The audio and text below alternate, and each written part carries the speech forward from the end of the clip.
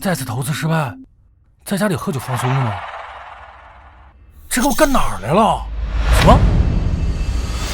我传承民国时期苏家大少爷苏明了。爷爷和父亲是同盟元老，曾追随先总理闹革命，推翻清王朝，后下海经商成为商界巨富。上一世我为了赚钱啊，到处投资，结果每次都失败。这一世咱做个富二代也不错啊。人家晚清都来了，你还没起，干嘛呢你啊？臭小子，把衣服穿起来。爸，你这是干啥呢？我来说吧。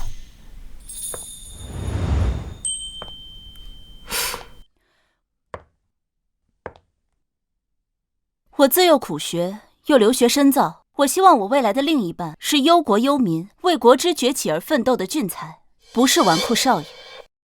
听明白了，退婚呗。那正巧了，我也觉得咱俩不太合适，本少同意退婚了。我穿过来还没享受，谁乐意这么快结婚？闭嘴！苏爷爷曾救过我爷爷一命，从而定下此桩婚事。爷爷不许我退婚。不能退啊！爹，咱能退吗？我告诉你，韩家和我们苏家不仅是世交，更是生死之交。你若敢退婚，驳了韩家面子，看老子不打断你的腿！别闹，开个玩笑嘛。那你今天来干啥的？决定将来谁来接手两家产业。晚清和你都是家中的独苗，未来都要继承两家的产业。我把健康路的新月酒楼让你经营3个月，如果盈利翻倍，两家产业都由你来负责。要是我没做到，就他负责。不错，谁来接手两家产业，谁就当家做主，包括多娶几个小老婆。若我当家做主，那你别想；若你当家做主，那自然你说了算。首付系统成功绑定。注意，本系统每次出现都会开启时空冻结。系统，我也有系统，哎，太好了，那赚钱不是手到擒来？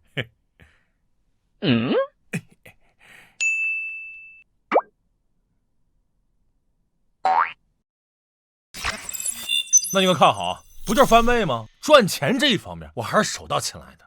系统发布主线任务，请宿主在15日内亏光新月酒楼账上3000大洋，完成任务获得100万现大洋奖励。亏钱？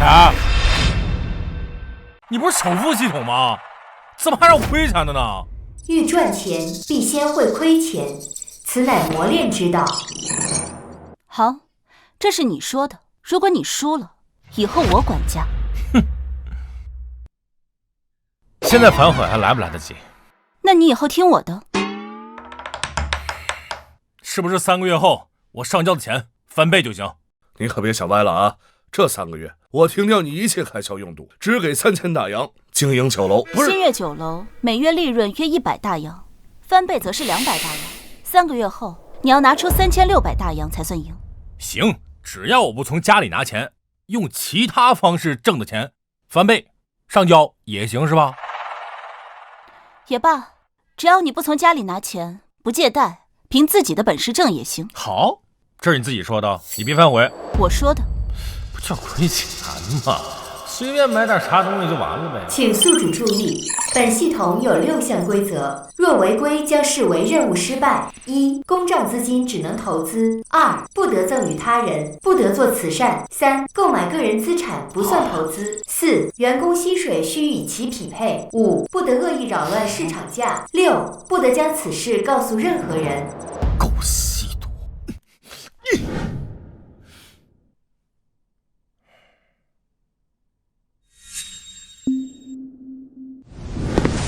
陈先耀，国内最大银行家长子。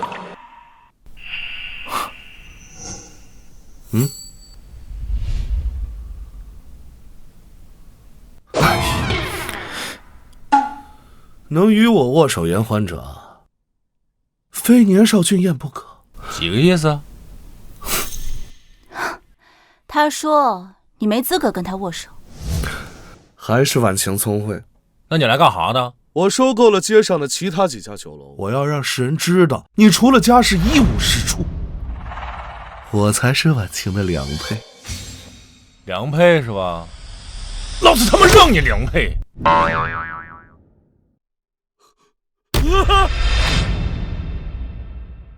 老子他妈让降你2倍！你还打我2倍！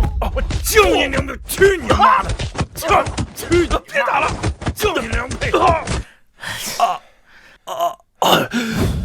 苏元，你敢打我？大帅都要对我礼让3分，我就打你了，咋的？陈家长金融命脉，背后是洋人，不过韩苏2家是同盟元老，互有伯仲。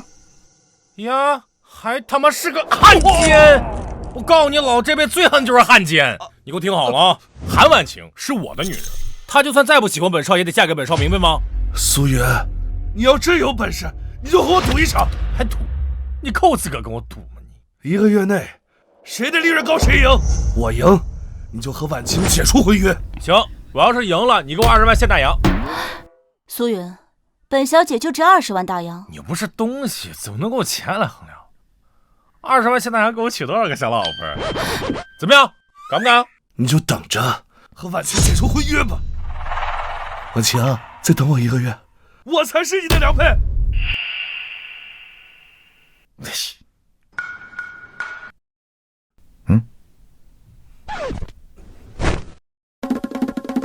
你这良配有病吧？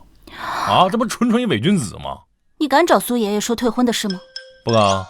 那你就敢跟他打赌？怎么着？你确定我肯定会说？陈仙要是陈家最杰出的儿子，被誉为金融天才。就这个金融天才，我看他狗才差不多。我不会违背爷爷的意愿退婚的，你自己去想办法。不是凭什么退婚呢？15天就15天，我拿出100万现大洋来闪瞎你良配的狗眼。少爷，进来。从今往后，新月酒楼由我掌管了，这事儿你知道吧？知道。少爷您放心，我一定帮您赢得赌约，娶上小老婆。也可以不娶吧。哎，童子姐，我能不能把新月酒楼的员工工资提到30块大洋每个月？不能，员工薪水与服务职能技术有关，新月酒楼员工服务不具备。翻1倍呢？可以。那个，我决定了，从今以后，新月酒楼员工薪水翻1倍。翻1倍？你疯了！你疯了！我要是疯了，以后你就得嫁给一个疯子。薪水翻1倍，意味着你要赚更多的钱才行，自己想好。还好有少奶奶，不然少爷就把家产败光了。我差这点钱吗？不再翻1倍吗？少爷，咱们酒楼呢，跑堂的2人，打杂的2人，帮厨3人，大厨2人，采购1人，还有我本人。如果薪水翻1倍的话，大概是66块大洋。但是咱们酒楼呢，净利润只剩下67块大洋了。本上差那点钱吗？啊，这事儿你别管啊。哦，对了，城内有没有印刷速度比较快的印刷厂？有，城东德江印刷厂印刷速度最快，但是人家只接大单的。少爷，你要干什么呀？当然是打广告了。广告不打出去，谁知道咱这是酒楼啊？还以为是青楼呢。你确定要去？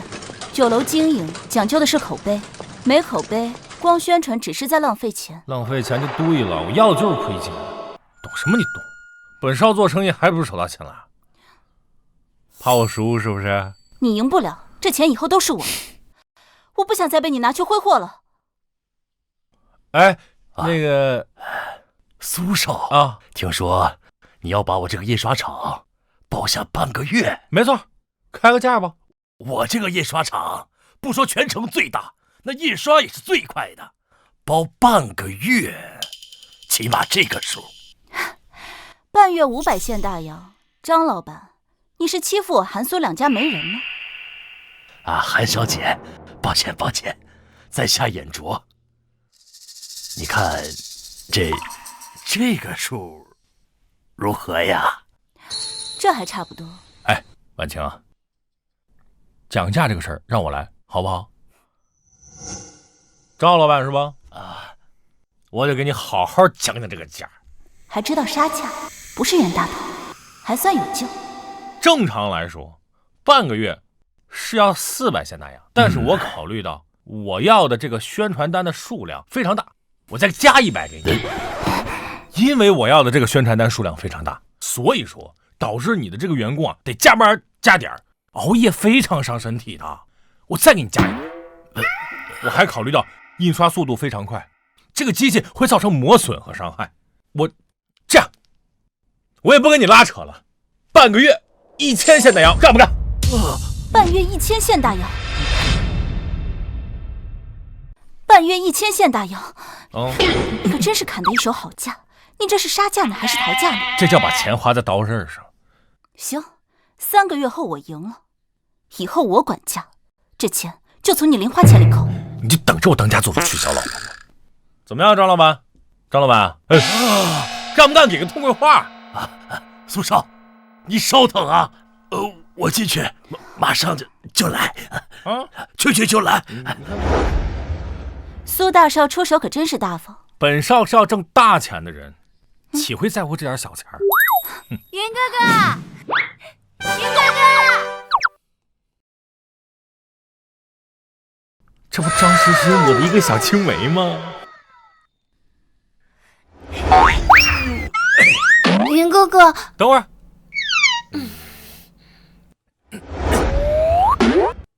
说吧，今晚的秦淮河畔有诗会，我们一起去看热闹吧。看热闹什么意思？有那时间不如哥哥给你展展姿势吧。展什么姿势啊？这方面的姿势吗？我累死了，不理你了。别走啊！真不愧是纨绔大少，到哪儿都有红颜。那哪儿啊？你就等着本少当家做主，我第一个把他娶回来当小老婆。放心，他进不了我苏家的大门。诗欣，等等哥哥，哥哥带你去看电影啊！少爷，这几位是我们酒楼的跑堂，负责传菜。哦，这位钱通，账房先生，负责酒楼算账。钱通是吧？你可得把账给我算好了。少爷，你放心。哎呀，都收到涨薪水的通知了吗？收到了，收到了，谢谢东家。先不用谢啊，大家接下来要做好准备了啊，要打一场硬仗，咱们酒楼的生意会相当。吹牛！别以为你小声说话我就听不见啊！咋的不相信呢？你拿1000大洋包印刷厂，这和酒楼生意火爆有什么关系？少爷，您这是干嘛呀？当然是大批量印刷咱们酒楼的宣传单，全城宣传了。就算是搞得人尽皆知，人家也没有必要非得来咱们酒楼吃饭。所以呀，本少决定，咱们酒楼所有的饭菜通通5折出。5折？5折？5折？你是奔着亏钱去的？那5折那纯是赔本赚吆喝呀！酒楼的各项成本都占60%了，那5折出售肯定是赔钱。开门做生意，你得有人气才能赚钱吗？没有人，你赚谁钱去？本少可是算过的，酒楼地皮是苏家的，房子租金没了，净利润大概在38%到42%之间，5折妥妥的赔钱。少爷啊，那还不用说了，印刷厂的宣传单应该已经马上印好了。赵林，咱们酒楼大概应该还剩下2000大洋，这样你拿出600大洋招人，全城宣传。我要让金陵的老百姓在最快的时间都知道我们酒楼有5折的饭菜出售。现在还剩1400大洋，今后每卖出一道菜就得亏钱，5折的价格，来的人越多我就亏的越多，亏完1400块现大洋，这不稳了。瞧一瞧，看一看嘞！新月酒楼大促销，所有饭菜5折优惠！5折优惠啊！看一看，真的假的？来，给我一张，我看看。我也来张，我也来张。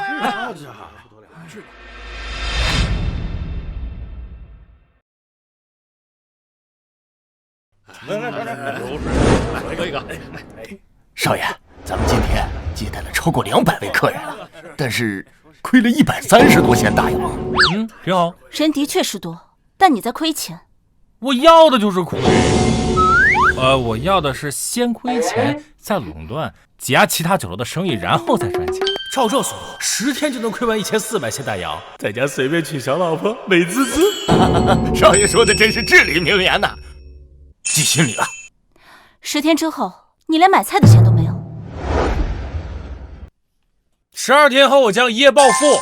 少爷，我先去看看咱们的食材能不能撑过10天啊。撑不住别硬撑啊，都挺辛苦的。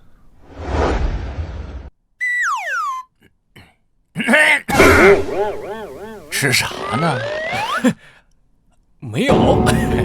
咱酒楼的食材不够了，来，这是清单，去进点儿。猪肉还有其他肉类，消耗的有点快啊。酒水怎么卖不出去啊？咱酒楼啊，现在是5折出售，招来的都是些泥腿子，喝不起贵的酒很正常。你说的对呀。这饭菜5折，又不是酒水5折。等等，咱们好像没理解少爷的意思啊。少爷说人多了就赚钱了，现在人多了，咱们得琢磨赚钱呢。怎么赚？咱现在是每道菜亏一点吧？咱要是把食材的价格再压低一点，是不是就不亏了呢？这价格要是压低了，指不定咱还能赚钱呢。还有酒水，少爷说饭菜打折，没说酒水打折，很明显，少爷是要在酒水上赚钱呢。可这酒他卖不出去呀。你把贵的酒撤掉，去苏家酒坊换些便宜的过来，咱在那儿拿酒还是成本价。你说的对呀，我现在就去办案。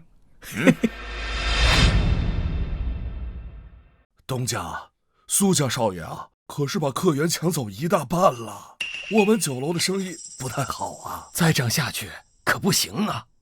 你们觉得5折饭菜是亏还是赚？肯定是赔呀，那成本都得60%。那咱们就推苏爷一把。东家的意思是，咱们还得找人去照顾他的买卖。不仅如此，还要帮他大力的宣传，让更多的人去新月酒楼。东家，我不懂您的意思。苏爷是烧钱垄断后再赚钱，但他手里只有3000大洋，生意越好，亏的越多，他等不到赚钱就已经没钱了。原来是这样。东家，我们明白了，这次啊，肯定要亏死他苏爷。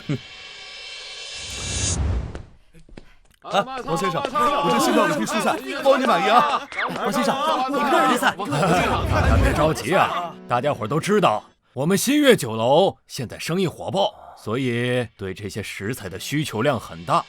谁的价格便宜，我就定谁的，而且谁的价格便宜，我可以和他签订长期的购买契约，而且我保证肯定是货款现结，概不赊账啊！王先生，我愿意优惠1成，我优惠2成、3成。王先生，我优惠3成，3成，就你了，送到新月酒楼，货款现结。好嘞，王先生。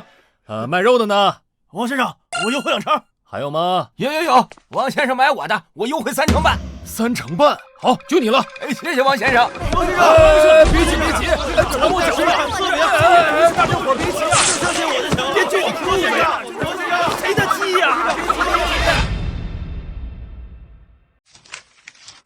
少爷，咱们今天一共接待了287位客人，你就直接告诉本少今天亏了多少钱158块。少爷，按照这样下去，咱们扛不过10日啊！我就说嘛，想我苏云上一世投资啥都亏钱，我就是先天投资圣体。这你就不用管了，就照这样继续弄。再说了，就算赔了，本少差这点钱吗？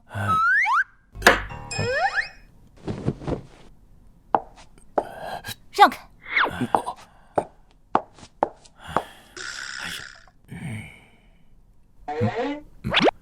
看本少干啥？干活去啊！少爷啊，看这样，以后你得听少奶奶的话了。别做梦了，本少会听他的话。12天后，你们就明白怎么回事了。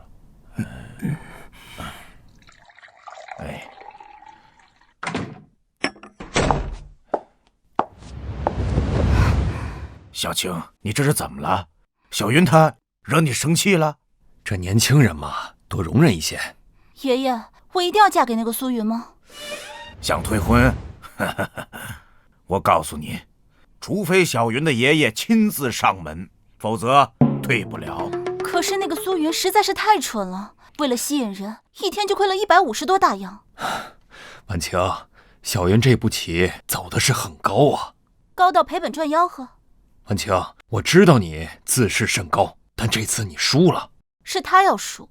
行了，你好好看，好好学，这里面的门道可大着呢。大什么大？大傻子吧！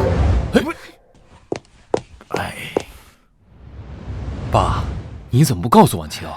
这苏云在苏家酒坊提了3缸酒，他还把原材料的进价压至最低，这明显是降低饭菜的损失。他是想在酒水上把钱赚回来。这次不只是考验小云，也是磨小晴的性子。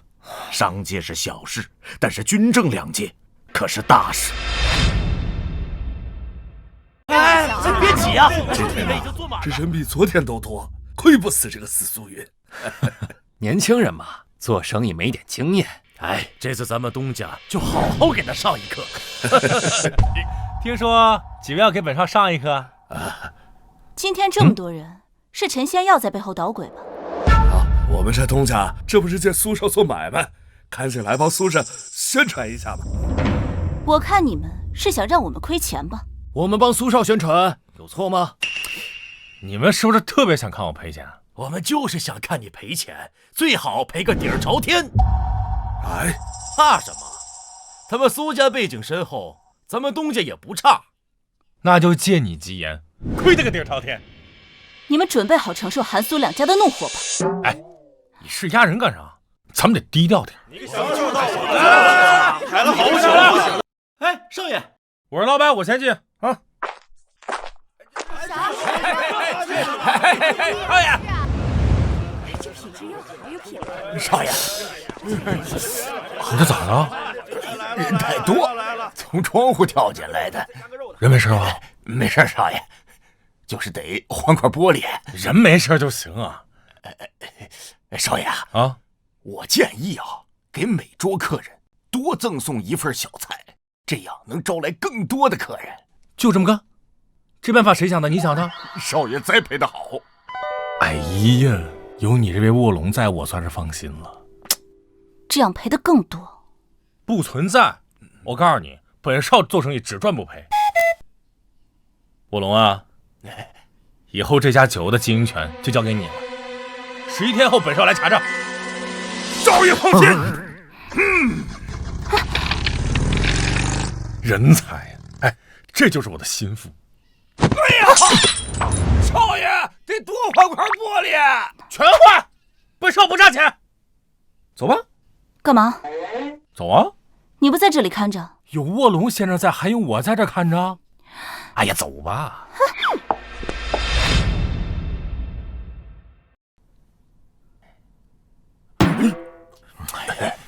少爷跟少奶奶呢？他俩呀，上午就走了。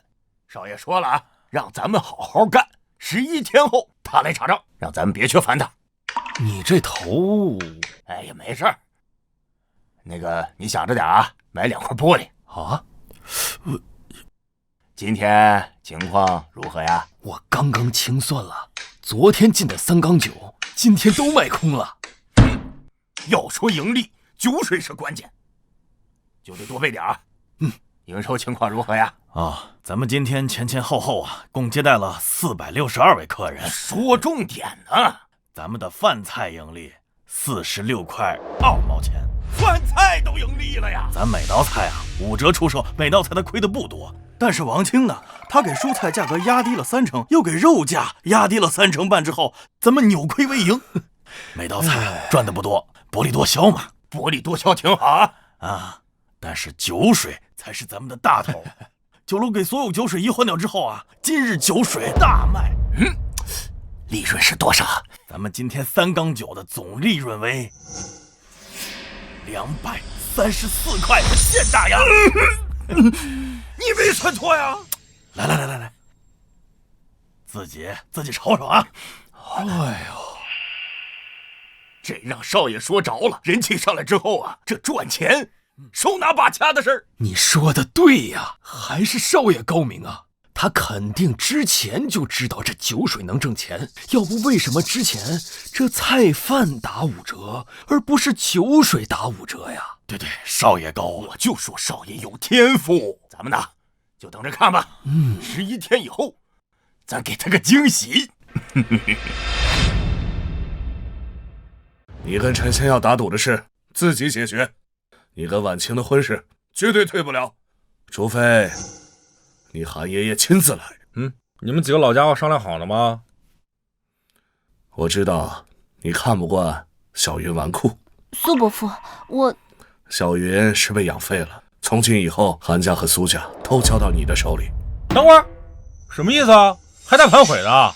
你手里还有钱吗？3个月的盈利翻倍，现在手中没钱了吧？他确实没钱了。你叫他来的啊？我叫他来的，他还欠我20万大洋没给呢。按照赌约，应该是你和婉清退婚。我输了吗？我输了我再退啊，我不没输吗？闭嘴！输了就输了，不要丢我们苏家颜面。还是苏家主通情达理，但是我们也不会对不起韩家。苏伯父什么意思呀？我不会找苏家退婚，你有本事就让我爷爷来苏家退婚。你们能不能让人说话？你们凭啥说我输了？近半月以来，我的酒楼净利润达500大洋，而你一直在赔钱。输就输，婚约不是他说退就退的，别让我跟着你一起丢人。哎，你这娘们儿，谁让你跟我一起丢脸了？我说他能赢，他就是能赢。行了，男人要输得起。我虽然没有过多关注，我也知道你的饭菜5折出售，连本都回不来。哎，你爹都认输了，你还强撑什么？既然你们都不相信，等我5分钟，我让你们到底看看是谁赢了。5分钟你就能逆风翻盘不成？5分钟之后我晃瞎你狗眼，5分钟后我将获得100万奖励。少爷，重大好消息！不还有几分钟吗？难道系统觉得我铁定完成任务提前结算了？说，让他们知道到底谁输了。我看你们怎么翻盘。我们计算过了，这10来天的盈利赚了5200多大洋。听没听见？净利润5200大洋啊！你没说错，赚了5000多大洋。不可能，你们5折出售，怎么可能赚钱？赵林，说到底怎么回事？他妈的，谁背死老子是谁呀？少爷，这个数字我们反复核对过，没错呀。赵林啊，让王庆给食材压低价格，又给酒店的酒水全换掉，我们靠酒水盈利。酒水盈利？酒水盈利？我们苏家的勾兑酒？是啊，老爷。就是咱们自家酒房的上层勾兑酒。原来我觉得你小子不行，现在看来给老子一个惊喜啊！都是少爷教的好，要不然我们怎么能赚这么多钱呢？好啊，非常好啊！少爷，你不用这么激动的夸我，这都是我应该做的。大有夸不死你！子贤呀，你就赚了几百大洋，就敢来我们苏府耀武扬威，谁给你的底气啊？拿过来！假账！你们一定做了假账！做假账会被罚多少？你不知道吗？苏云，你别太得意，你只是小赢了一局。干什么？来，你过来，我跟你说两句话。去你的吧！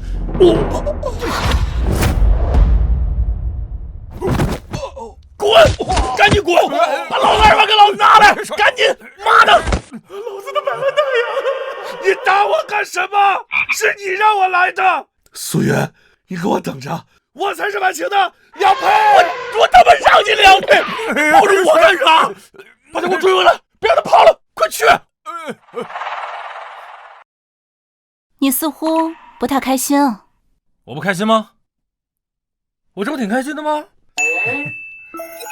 系统发布主线任务，资金增加至5万大洋，请宿主1个月内亏完5万大洋，以及新月酒楼利润。完成任务奖励200万新大洋。5万？1个月亏他妈5万大洋，这谁能做到啊？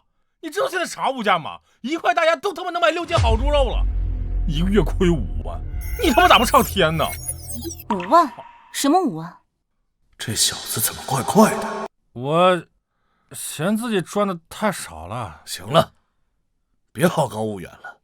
宿主，上次任务若非赵灵被刺已经完成了，1月5万是本系统计算过的，只要你稍稍努力就做到了。有道理，要不是赵灵被刺，我就100万到手，这次好歹赢下赌约就能取消了。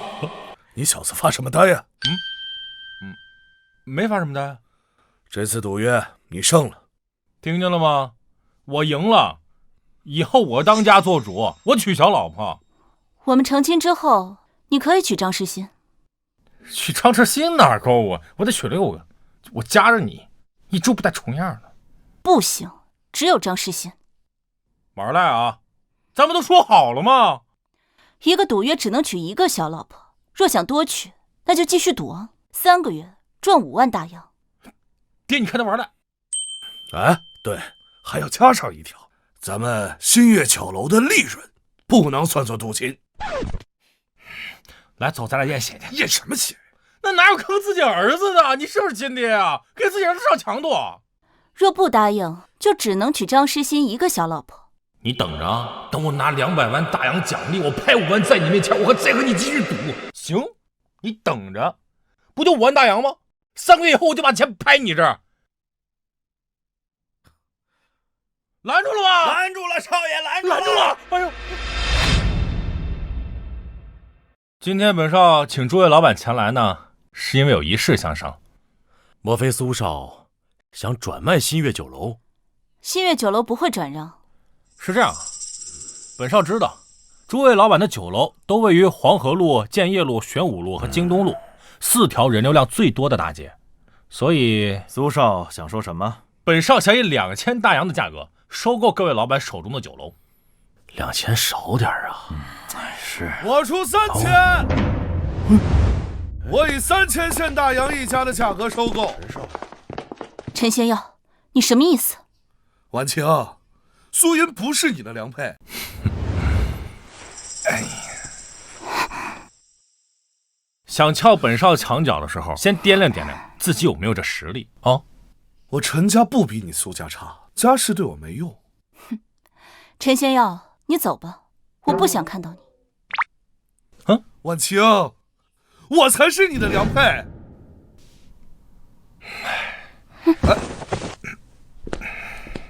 我与婉清说话，你有什么资格插嘴？陈仙药，我承认，咱们之前是有些误会，来和解一下。算你是你妈！你又打我！来人！这里是金陵，别以为就你家世显赫。本少，苏家独子，祖父家父同盟元老，来，你们斗我一下试试。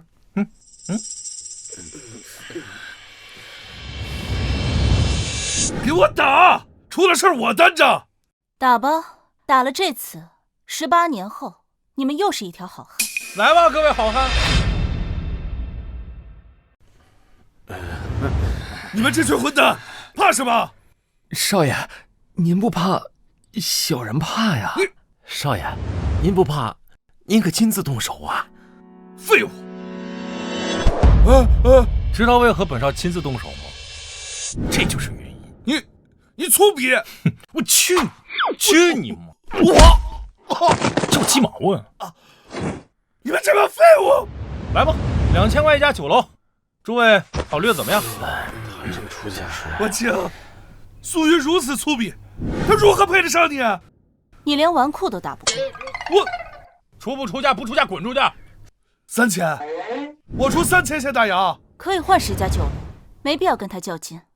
换？传出去以为本少怕了呢。本少出4000。啊，4000！嘿，那是不是太……苏云，陈仙药这傻子正好帮我烧钱。这些酒楼最多价值2000，你出4000，不愧是二世祖啊！本少愿意，有本事你跟呢？你的！哼，婉清，你会明白，我才是你的良配。切，二世祖，大傻子！因为我和他较劲。拉倒吧，就你这样的，本少10块大洋能点5个。好你个苏云，给本小姐等着！来，诸位老板，房契地契都拿上来吧。哎呀，别藏着了，快拿出来吧！我的，您看。你哪来这么多钱？陈仙要拿20万大洋，可还没送来。你去借高利贷了？本少还需要借高利贷？我勾手指头就大把钞票给我送过来。我能告诉你，这是筒子姐给我的投资资金呢。这10家酒楼，你要做成新月酒楼分店。这10家酒楼，我准备给它改名为盛庆酒楼。一道炒肉丝儿，我就卖它几十上百大洋。一道肉丝几十上百大洋。没错，一道炒素菜没5、60块大洋，他别想吃。你疯了！你这娘们才疯了！这么贵谁来吃？你知道现在百姓的收入是多少吗？普通百姓每个月大概6到10个大洋之间，要是有点文化的，有个一技之长，每月估摸着能有个10来块大洋。你知道还定这么贵的钱？江南地区最不缺的就是有钱人，我这个菜就只卖给有钱人吃。有钱人就是傻子呗，有钱人这个价格也不来。不来就对了。我的意思是什么呢，婉强，你相信我，肯定有人来啊！来个铲着的人来，没人来就对了。我看你这次怎么赚。你得体谅你老公，你老公为了给你增加几个小姐妹，那可是相当努力呀。苏少，我之前在华山酒楼工作了3年，经验丰富啊。3年，业绩如何？这3年，我把华山酒楼的盈利翻了3倍呢。这是我听说过，这人……你把酒楼的业绩翻了3倍？是啊，苏少，你相信我呀。不行，这人不符合要求。下一位。苏少，我在华山酒楼工作了3年呢，经验丰富啊。你这不得天天背刺我？别挡着下一位。等一下，这种人才你都不要？怎么的，不能他说啥是啥吧？我不信。下一位。你好，苏少，俺叫王德海，来应聘盛庆酒楼的跑堂了。这模样妥妥的大聪明才是啊！你好，你好，你好，你好。就做过跑堂的，俺还做过挑粪工。挑粪工好啊，有没有兴趣做酒楼经理，月薪300大洋那种？那肯定有兴趣，但是俺不会干，俺没经验。我要的就是你没经验啊！从现在开始，我宣布你通过面试了，准备上任我们酒楼的经理。你让他上任酒楼经理，你钱多烧得慌。兄弟体格多好啊，还挑过大粪。我告诉你，就这种人才，你上哪儿都不好找。我看你还要做出多少荒唐的事。那你可听好，从现在开始，我们盛庆酒楼收入门费每人100现大洋，入门费100现大洋。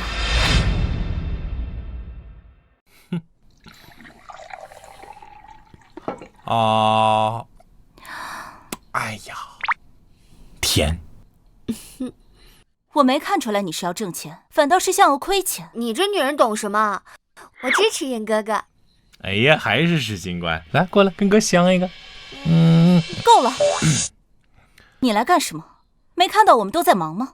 我可是帮云哥哥办事的。你能办什么事？我托失心父亲帮我找的施工队，我准备花2万大洋把那10家酒楼重新装修一下。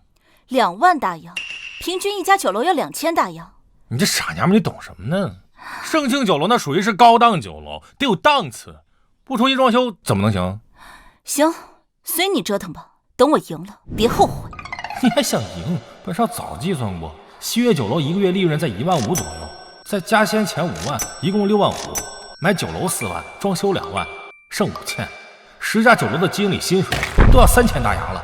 你放心，我从来都不知道后悔2个字怎么写。诗金，还有一件事你得帮我个忙。云哥哥，你说。我不是招了一批服务员吗？你帮我系统培训一下。没别的，就一条，服务至上。我这就去。哎呀，还得痴心啊。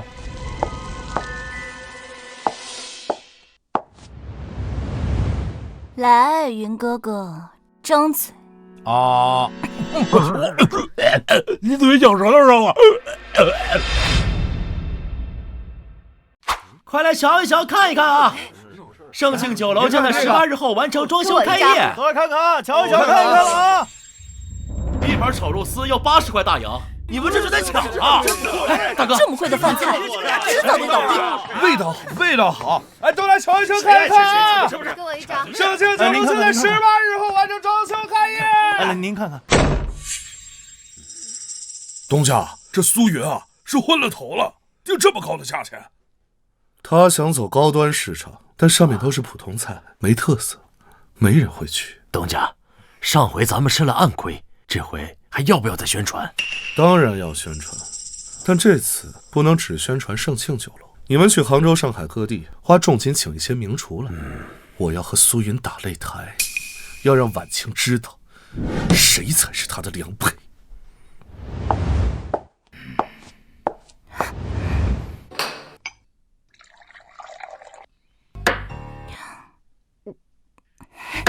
小晴，你这怎么了呀？爷爷，苏云根本就不是做生意的那块料。怎么了？我就没见过他这样的天价饭菜。每个人的生意经不一样，正常。生意经？我看他是败家经。忘记上次的事了？你是不是我亲爷爷啊？我不和你说了。哎，婉晴，爸，这孩子又怎么了？这是？了解清楚了，这小子可能要放大招。我就说嘛，苏成武的孙子不可能是真纨绔。对了，我听说大帅今天出席行政院会议，他说什么了？哎呀，老调重弹，要大力扶持教育、工业，只给政策不给钱，这怎么扶持啊？东家，今日咱们酒楼可谓是宾客盈门呐。那盛庆酒楼门前人挺多，但没几个人进去。这回苏云可把苏家的脸都丢尽了。我要让晚清看清苏云到底是什么货色，也配跟我比？那是啊，东家可谓是江南一带的名俊才呢。错，是江南第一俊才。对。行了，咱们也不用关注盛庆酒楼了，先把咱们酒楼的客源稳定下来。好。对啊，我们这样。这什么东西啊？哪儿那么贵呀？这谁吃得起呀？走，我们去看看。哎，这太贵了，走。哎，什么东西卖这么贵？太贵了，吃不起。天价，谁吃啊？这太不值了。走。哎呀，刚才你也看见了，开门这么久都没几个人进去。老百姓不进去没关系，有钱人得进去嘛。我要的就是没人进去，这次任务稳了。有钱人是有钱，但不是傻。韩婉晴，你不相信云哥哥，你还嫁给他？看看，还是痴心好。行了，找个地方泡茶去。你还真放心，投了几万大洋进去，你现在是不是后悔不管了？你懂什么？咱这叫运筹帷幄之中，决胜千里之外。你就等着我取消老婆。你，哎呀，这盛庆酒楼可是天价酒楼，入门费都要100大洋，一餐呐，少的600、700。今天房老板要破费了。张老板，我们何必花这冤枉钱？不如进去醉仙居如何？王老板今天不愿意破费。张老板，这不是钱的事儿。如果王老板连这几百大洋你都不愿意，那就别谈了。哎，张老板，你这是何意呀？敢问王老板，你是没有这几百大洋，还是不愿意啊？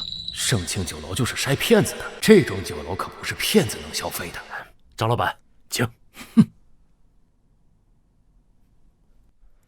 小何，这是咱们吉林新开的酒楼，听说这里边的掌勺堪比国厨啊。那今儿啊，我也跟着您沾沾光。走进去。请两位先生缴纳100块大洋的入门费。100块？你们抢钱呢？知道我们是谁吗？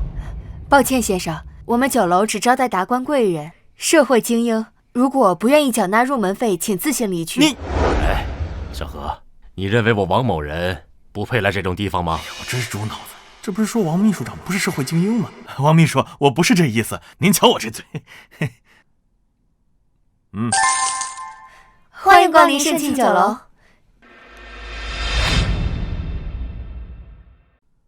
少爷，今日10家盛庆酒楼总共接待了38位客人，总营业额8000大洋。第一天开业才38人，我估计还是因为好奇。再过2天，怕是1个人都不会有。1个人都不可能！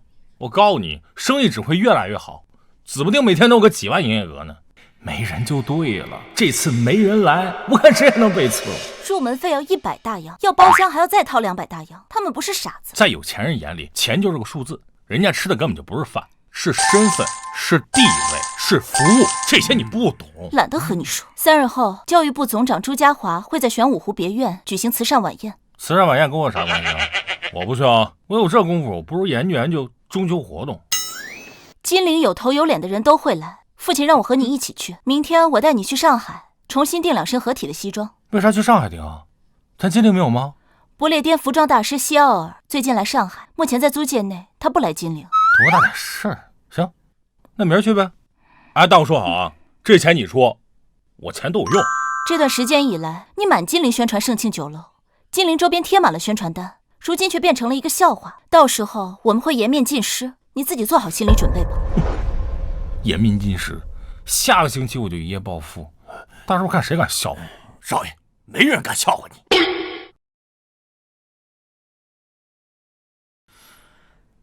爸，你这怎么了？那个苏少爷还真是个祸害，王峰足足被宰了700多大洋，才谈成了买卖。现在不少人反映，很多外地的客商都把盛庆酒楼当成了首选地。这么说，云哥哥的盛庆酒楼赚钱回本了呀？赚钱回本？我跟你说，不出个日，盛庆酒楼就能够做到日进10万大洋。日进10万？日进10万？爸，你太夸张了吧！我今天也去了，没有那么多人进门，更何况日进10万大洋，金陵哪有那么多有钱人啊？你先坐过去。金陵是国都，有钱人很多，再加上你要知道金陵的特殊位置。什么特殊位置？金陵它属于交通要道，无论是南来的还是北往的，哪个不经过金陵，特别是大宗商人都要来金陵。我明白了，大宗商人谈买卖，一怕骗，二怕找不到商路。如果大宗商人都聚集在盛庆酒楼的话，那他们找到商路能出售货物了呀。就凭这2点，就让大宗商人将盛庆酒楼当首选。再加上金陵有那么多的达官贵人，只要认识上1-2位，那可就不是钱能衡量的了。太好了，谢谢爸。哎呦，这丫头啊！云哥哥，哎呀，你怎么才来呢？我爸跟那些人在外面客套半天才进来。哼，不愧是金陵4少，走到哪儿都有红颜知己。哎，你傻良配。张小姐，我劝你最好管住嘴，小心祸从口出。你再说一句试试。你信不信我宰了你？你除了有个好家世，你还有什么？陈仙药，我最后再警告你一次，离我们远点。我投500大洋，就让3家酒楼日净利润过1000大洋，而他投了6-7万大洋开了盛庆酒楼，如今怕是连个人都没有吧？陈仙药在说什么胡话？他没关注商界吗？不清楚，感觉挺奇怪的。我说的有错吗？当然有错。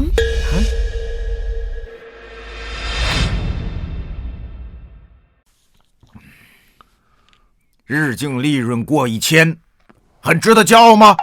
我自然不敢跟韩爷爷比肩，但自认为比某些二世祖要强。石鑫刚才真没说错呀，你真是个伪君子。你什么意思？你的就是意思你比我强呗？难道不是吗？行，你要是比我强的话，敢不敢跟我打一赌？赌什么？不管家里要钱，不向他人借贷，不坑蒙拐骗，不依靠家世，在7天之内挣到100万现大洋。你说认真的？谁要是输了，脱光衣服到新街口裸奔去，敢吗？赌100万现大洋，你凭什么？就凭你那个没人的盛庆酒楼吗？你就一句话，你敢不敢？你输了，我要你和婉晴退婚。我输了，裸奔。你们打赌，别带上我。婉晴，她配不上你，我才是你的良配。陈仙药，你是在说我识人不清吗？韩爷爷，你被苏云骗了，你等会儿，陈先生，我骗韩爷爷什么了？你投6、7万开酒楼，赔得血本无归。若把韩家交到你的手中，用不了2年，都得被你败光吧？就算是赔光了，老夫也愿意。要是再挑拨韩苏两家的关系，陈府也保不住。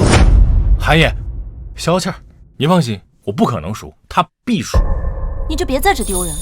小晴，这3天你和小云没去盛庆酒楼？我和他去上海了，1个小时前才到金陵。难怪，我家孙女不是你能觊觎的。韩爷爷，苏云若没有家世，她就是个废物，你为何如此偏袒她？但只可惜啊，你马上就要输给一废物了。少爷，大事不好了，你快出个主意呀！想来是没客人，没钱经营酒楼了吧？借你吉言啊！喘口气儿，说，是不是酒楼没客人，没钱经营了10家盛庆酒楼啊，全部爆满！什么？盛庆酒楼全都爆满？10家酒楼全都爆满，排着可长的队了。少爷，你快想想办法吧。不是赵林，你没骗我吧？盛庆酒楼不可能爆满的。少爷，我怎么敢骗你呢？都是些达官显贵、有身份的人，快想想办法吧，要不然麻烦了。婉清，我相信你。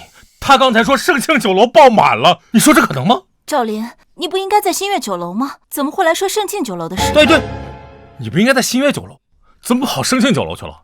你肯定是骗我的，对不对？你说你就是骗我的。盛庆酒楼爆满，这他妈哄鬼呢！真要爆满，不得炸了啊！我知道你是苏家的家奴，是苏云让你来传假消息的，对不对？我胡吃带喘的跑过来跟你玩呢，抱着假消息，你以为谁都跟你一样？伪君子！你，少爷，少奶奶是这样，酒楼经理王德海是谁？挑大粪的，派人通知我，他那客人爆满，忙不过来了，向我那儿抽调人手，我就过去帮忙了。啊！你告诉我，盛庆酒楼凭什么爆满？开业的时候都没几个人进去，现在又凭什么爆满？我不相信，我也不相信。赵林，你给我说清楚了，这到底怎么回事？您要不信，和我去看看。我必须得去看看。老天爷，你别玩我！是谁占老子座了？让他给老子滚出来！知道老子是谁吗？告诉你们，老子是赣北最大的瓷器商，要谈的买卖价值数万，要耽搁了，你们赔不起。就是，还不快让我们进去！让我们进去！请大家都稍安勿躁，稍安勿躁。本酒楼正在紧急调配卡座，请大家再耐心等待片刻。老子是鄂北最大的钟表商，你们赶紧把卡座腾出来给我！快点，赔得起吗？这么多人，都是大生意，都有做的。怎么会这么多人？他们都傻子吧？你这话是什么意思？难道说客人多你不高兴吗？高兴，我太高兴了。娘的，这些人有毒吧？老子把饭菜价格调这么高了，他们还来？这是假的！你的饭菜价格那么贵，怎么会有这么多人来？是不是你？是你让人来演的，对不对？不是你有病吧？我疯了！我找这么多人过来演戏，不花钱的。我巴不得没人来呢。什么叫巴不得没人？我说我巴不得外边没人呢，都在里边。尼玛，这么多人，以盛庆酒楼的消费水平，本少亏麻了。知县要，这就是你说的血本无归。如果说小云是废物的话，那你又是什么东西？韩爷爷，我不相信苏云有这样的能力，这些都是假的，都是假的。对，账户上肯定没钱进账。陈良配，你要是还不信呢，你信不信我把黄河路1号店的账本给你拿过来？去。只要净利润不超过1万，我就还能花出去。老天爷保佑，我要娶小老婆，我要娶小老婆的。知县要，等一下，你可要看清楚。爷爷，说实话，我也是不太愿意相信盛庆酒楼会这么火爆。你会相信的。陈先生，你看好了，看仔细了，这是黄河路1号店今日的营业额超6万现大洋，净利润超过5万现大洋。你说多少？超过5万！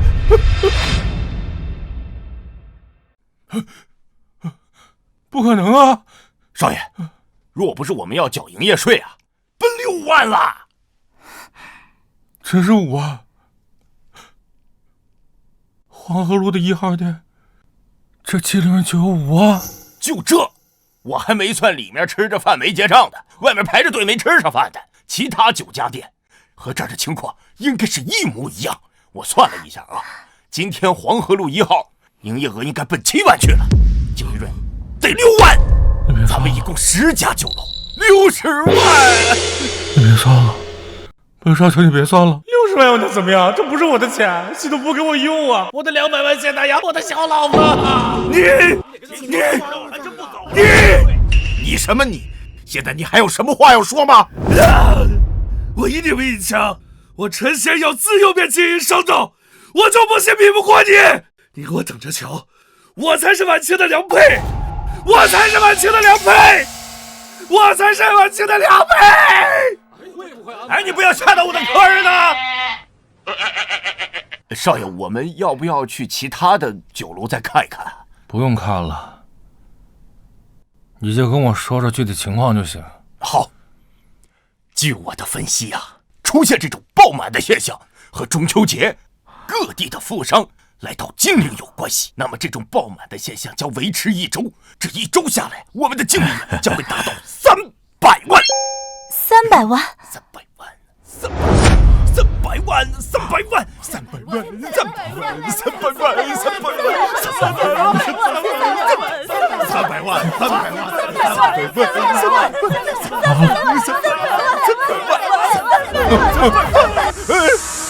少爷！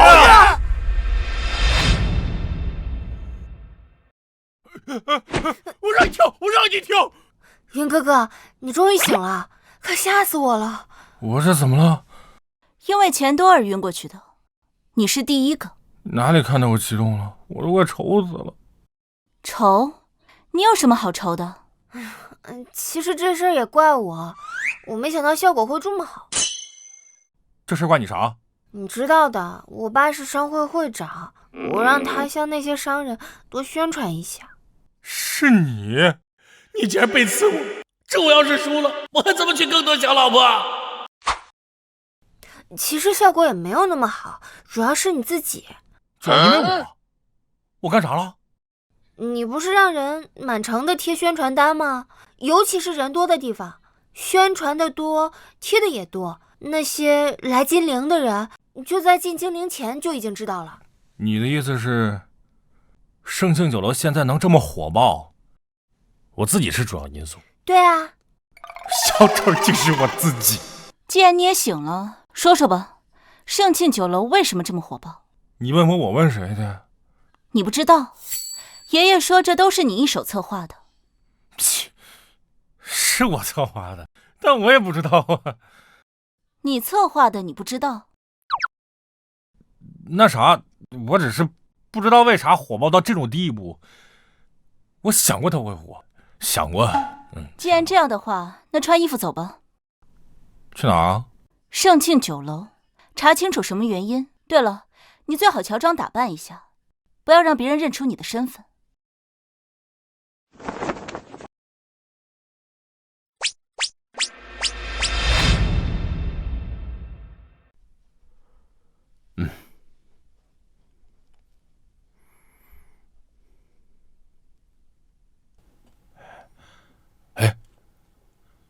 去问他。走。来好啊！两位也是做粮食买卖的，先说好啊，餐饭钱各出1半，如果不愿意，那买卖也不要谈啊。是这个样子的，我想问个事啊。小兄弟想问什么事儿？你说盛庆酒楼的饭菜如此昂贵，为什么还有这么多人趋之若鹜的前来？关你衣着也非寻常人家，怎会不知啊？哎呀，这说起来就惭愧了呢。家中老父筹谋，在下玩过了。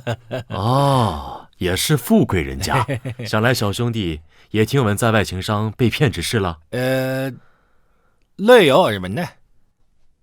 哎，在外做买卖，稍有不慎便会被骗定金，那数额就是上万。再说时间，像这粮食，南方多雨，长时间存放，一旦发霉，那损失就大了。啊，这时代混乱，战争频繁，治安也乱，骗子一堆呀。啊，说的有道理啊。除了骗子，还有一些着急出货的商人。之前我们跑商路，到哪儿都容易被骗。一些商人破产了，为了钱也会有所欺瞒，哪怕我们都容易找到。我明白了，所以盛庆酒楼的高价是将所有非诚心做买卖的人都拦在外面。盛庆酒楼价格虽贵，但在大买卖面前不值一提。所以您这牌子是想找合作的同行？没错，而且会有不少达官贵人来盛庆酒楼。要是能认识大人物，那是花多少钱都买不来的。上一世投资啥都亏，这一次投资酒楼都能血赚，这不要我命吗？这次任务又没了，这有鬼！以我投资圣体的体质，我还能赚？你在这心不在焉的想什么呢？我在想我要不要娶29个小老婆，一个月都不带重样的。这次你赢了，可以娶2个小老婆。系统下次任务肯定亏得更多，我必须得憋个大招才行。敢不敢再赌？赌，当然赌了。本大招至少得娶6个小老婆呀。敢不敢赌把大的？啥意思？3个月后，你要是能拿出500万大洋，我就允许你娶6个小老婆；拿不出来，一个也不许娶。不带这么玩的，直接翻100倍啊！这谁能行？盛庆酒楼这么火爆，这月有300万利润，还怕剩下3月凑不齐200万吗？我再想想，一桶子尿性，下次奖励肯定更多。我吸取教训，下次肯定能完成，500万就不是事儿了。如何？答不答应？干！但我说好了，这可是你说的，我这次要是赢了，我直接娶6个小老婆。自然哦。还有一件事，苏伯父让你去教育部找朱总长捐款。捐款？为啥？昨晚我们提前走了，这是朱总长举办的晚宴，我们得给面子。不行，我的钱不能捐。没让你捐，苏韩2家出这笔钱。行吧，我去一趟教育。对呀，投资教育啊，教育可是吞金兽啊，搞系统能有多少钱填这个窟窿？哎，你干嘛？我决定了，我要投资教育。教育？教育？你确定要投资教育？对，投资教育，3个月后保证捞到500万。以我对世界各国的了解，投资教育从来不赚钱，而是亏钱。亏钱就对了，他要不亏钱，我还不投资呢。谁说的？那是你见识少。学校都是政府指定，除非你想开私立学校，只收有钱人。我就只收普通老百姓。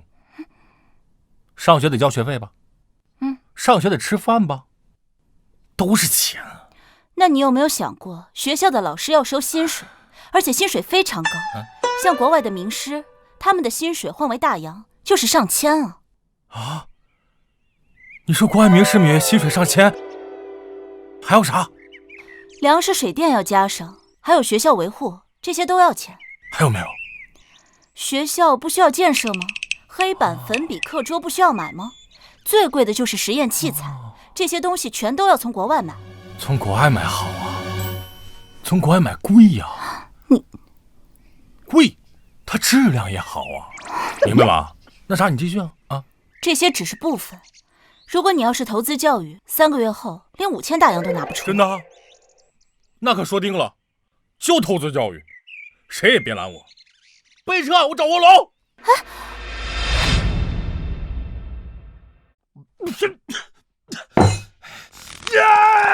怎么这么不顺？他凭什么火爆？凭什么火爆？这不可能！父亲，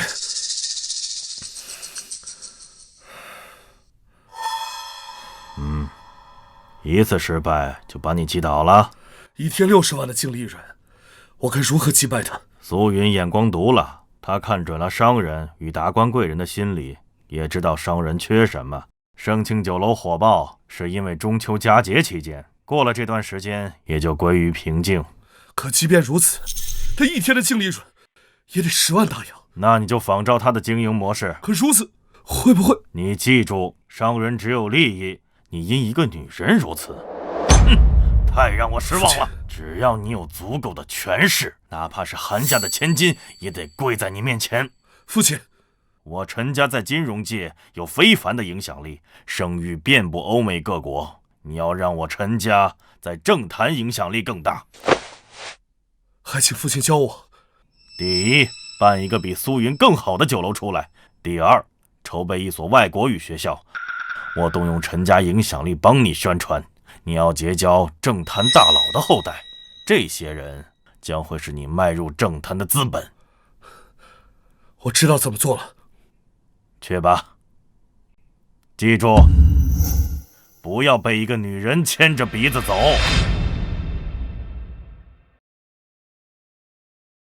来，这是我们苏韩两家一点小小的心意。王笑呢？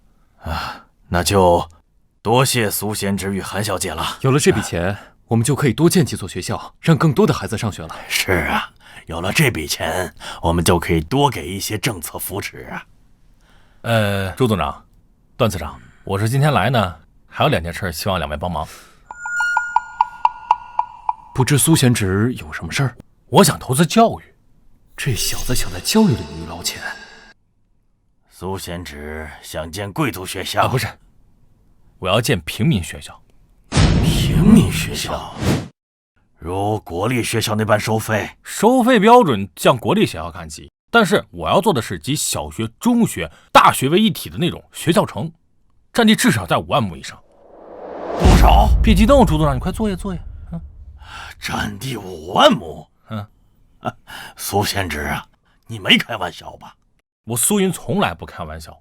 你可知小学、中学以及大学的学校城意味着什么？意味着这是一条完善的人才培养链，从初期就需要3、4千万大洋打底。如果算上后期的维护和其他开销，将是一个天文数字。天文数字又如何呀？哪怕倾家荡产也在所不惜。那我更要投教育，他可以帮我一直完成任务。倾家荡产？苏贤侄，你此事苏老知道吗？我爹和老爷子说了，这件事我自己决定。可这……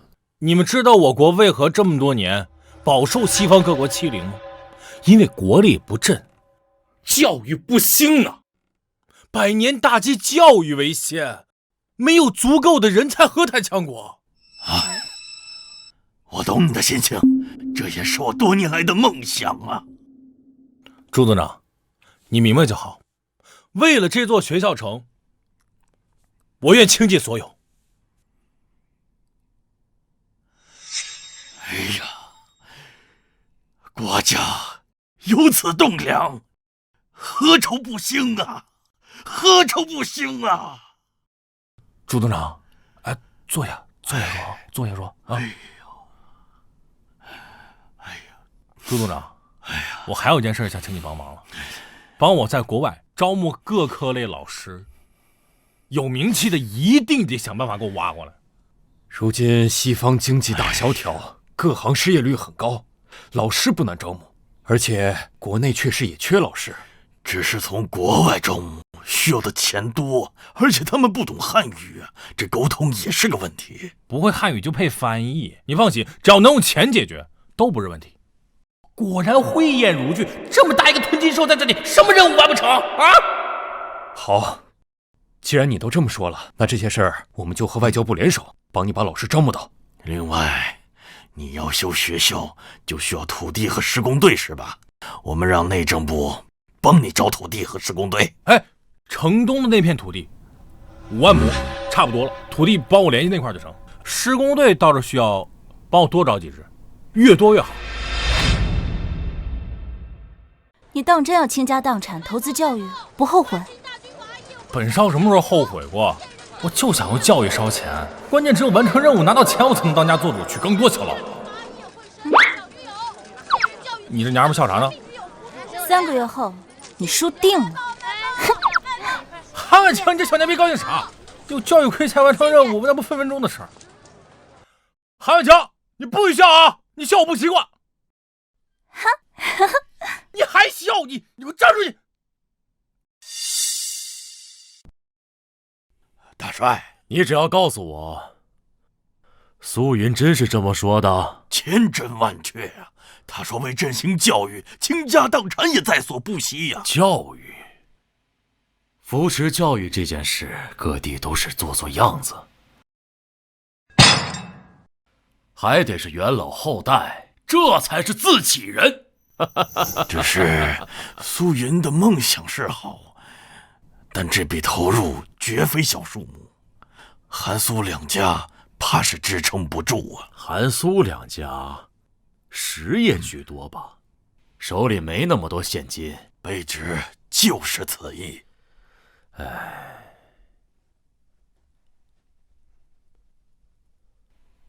给我接司法院长办公室。武正，从现在开始，盛庆九龙这种模式只准苏云一人开办，再有效仿者一律查封。再有效仿者一律查封。我代苏云谢过大帅。哎，你先别谢我，再去看看苏云那儿还有什么困难，一并帮他解决。啊，学校城那个建设图纸怎么样？回大帅，我已联系了国内著名建筑大师文坛泰斗邵先生，召集国内精英，对大学城进行设计工作。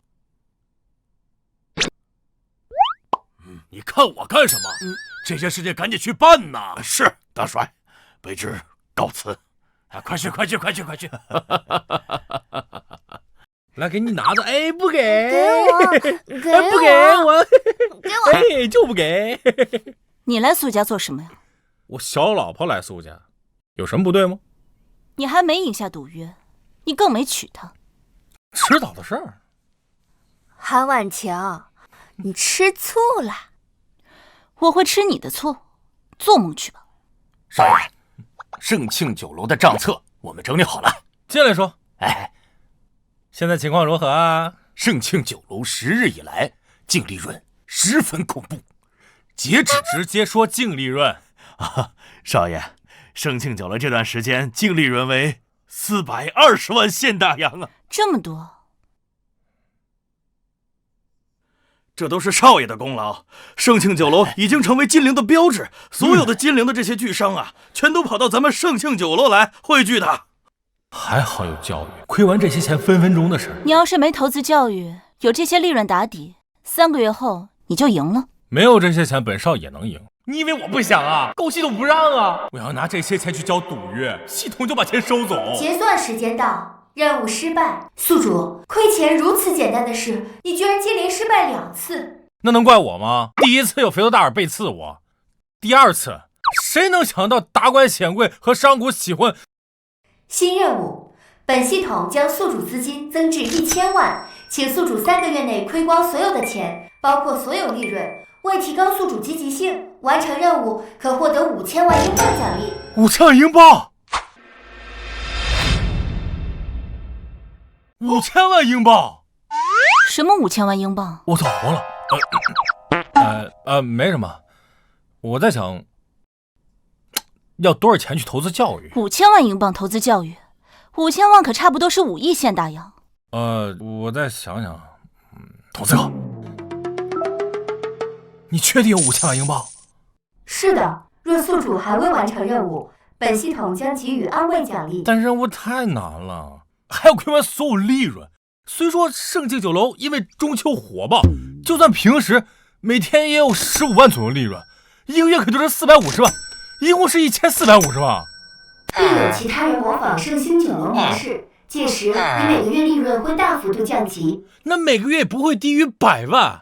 你他妈要我在3个月亏光1650万？你别激动啊！我能他妈不激动吗？就算是教育这个东西，现在亏钱，起步阶段也做不到3个月烧光1500万呢。宿主，你修学校城是不是得买地？招募老师、招翻译是不是得花钱？国外招募老师，你接过来是不是也得花钱？这些用不到这么多钱吧？你招50万人给你修学校城，每人每月你给12块大洋，每月薪水600万。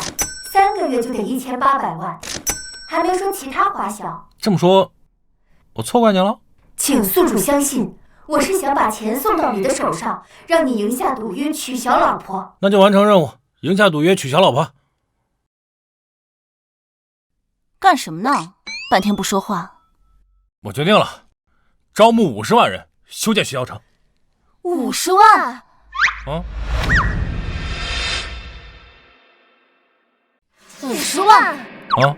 你真疯了！你才疯了，本上好着呢。云哥哥，干嘛招募这么多人修建学校城？现在9月份了，过完年后，2月份各地学校就要开学，我要在2月份开学。你知道50万人修学校城是什么概念吗？就算每月每人只发6块大洋，那每个月也是300万大洋的薪水支出啊！6块这怎么行？本少是有钱人，怎么着也得12块大洋。 50万人修建学校城，连建筑材料都是一大笔费用。消耗大就对了，我要的就是消耗大。而且50万人修建学校城，人太多了，10万就够了。我要在过年前让部分学生入校，我们只有几个月时间，人少了不行。行，你自己决定吧。云哥哥，你是不想娶我了？这样赌约该怎么赢啊？诗欣，放心。 本少什么时候做过没谱的事儿？3个月后，本少赢定了。嘿嘿，少爷，我建议您啊，修一条水泥公路，连向城内。城东外那边实在是太偏僻了，陪学生来上学的家长都没地方住。咱们可以学校城附近建一批房屋，出售，还能回血。绝对不行！ 怎么不行？我觉得行。那里的房子有什么价值？学生家长不会为了陪孩子就在那里买房，都要工作生活，学生肯定住校，家长不会陪同的。在那里修建房子就是亏钱的。亏钱好啊。我是说现在亏钱，后面就赚钱，亏钱好啊。都说坏人绞尽脑汁，不如蠢人灵机一动。赵林不愧是我的大聪明。 我决定了，就在学校城周围修建住宅房。云哥哥，在那里修房子，谁买啊？诗欣，你好好看，本少是如何大卖的。儿子，爸，你怎么来了？9月27号，军政部要在玄武湖月季园召开国难募捐晚宴，到时候你跟婉晴一起去。为啥又是我去？ 你不是想当家做主吗？那就多了解军界大佬，否则我们苏家怎么在江南立足啊？行，我去。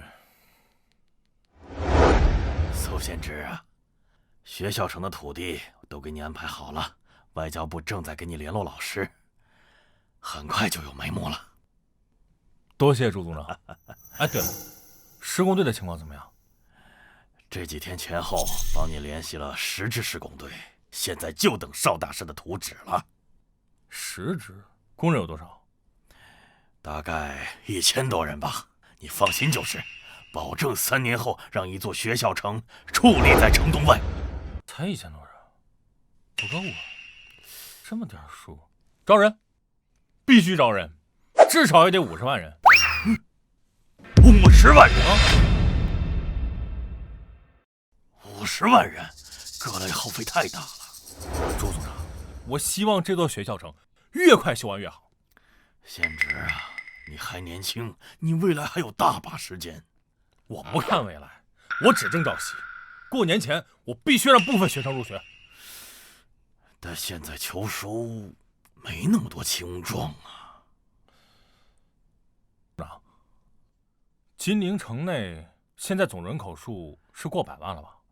如果你说户籍人口只有100万左右，但总人口超过150万。据我所知啊，金陵城3大贫民窟容纳了超60万人。这3大贫民窟里边的百姓以南漂青壮居多，我决定招他们进施工队。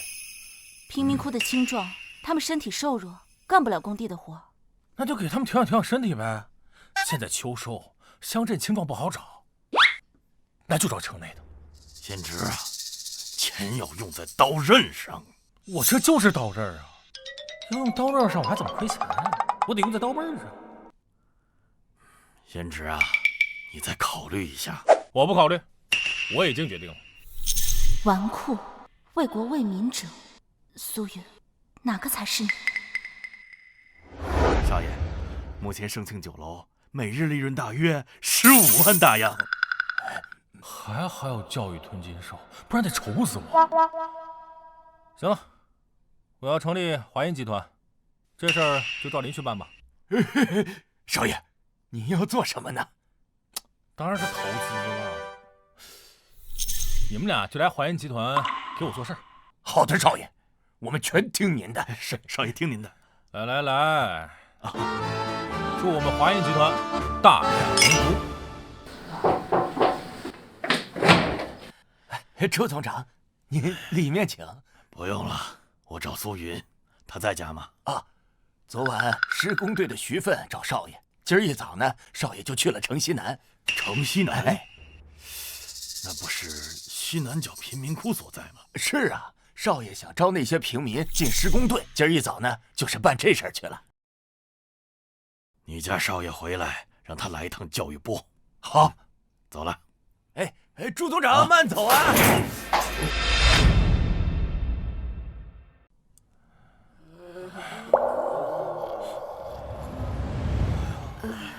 当褪去浮华，这才是民国普罗大众真实的生活，在烂泥中求生存。苏少，这平民身体太差，干不了工地活。身体差就给他们补身体，我就不信顿顿白米饭、猪肉牛肉骨头汤，他身体能差了？哎呀，这开销太大，咱按50万人算，这每天呢得2万大洋。本少的酒楼每天收入至少15万大洋，2万我花不起。一天2万，3个月就得进200万，这次让我看你怎么都稳了。咱没必要浪费钱，不是？你叫徐奋是吧？对，本少最近成立了华银集团，怎么样？有没有兴趣加入哦？华银集团？本少还打算成立一个华银建筑公司。这样，你来担任总经理，每月底薪500，修一栋楼，我再给你推成，怎么样？要是能帮上韩苏两家，以后我在金陵岂不可以横着走？苏少，这活我接了。行，那你就着手招人的事吧。记住啊，残疾的给我招进来，我给他治，在咱们这儿医疗都保障。这么好？你生孩子都给你报。苏少说了啊，入华银建筑公司者，公司啊包吃包住，月薪呐12块大洋。还有12块大洋呢。体弱啊，身体有疾者，由公司负责调养。女性可以应聘厨师、采购员等职位。大家赶紧报名吧！我也能找着工作了，我报名。1个月12块大洋，还包吃包住，那不会是骗人的吧？是，可别又是打着月薪12块大洋，最后到处扣，到手只有2、3块大洋嘛。就是啊，是骗人的。你们可以不相信苏少，难道你们还不相信苏成武苏老吗？他可是革命元老。我去，我也去，我当年厨师，加我一个。排队啊！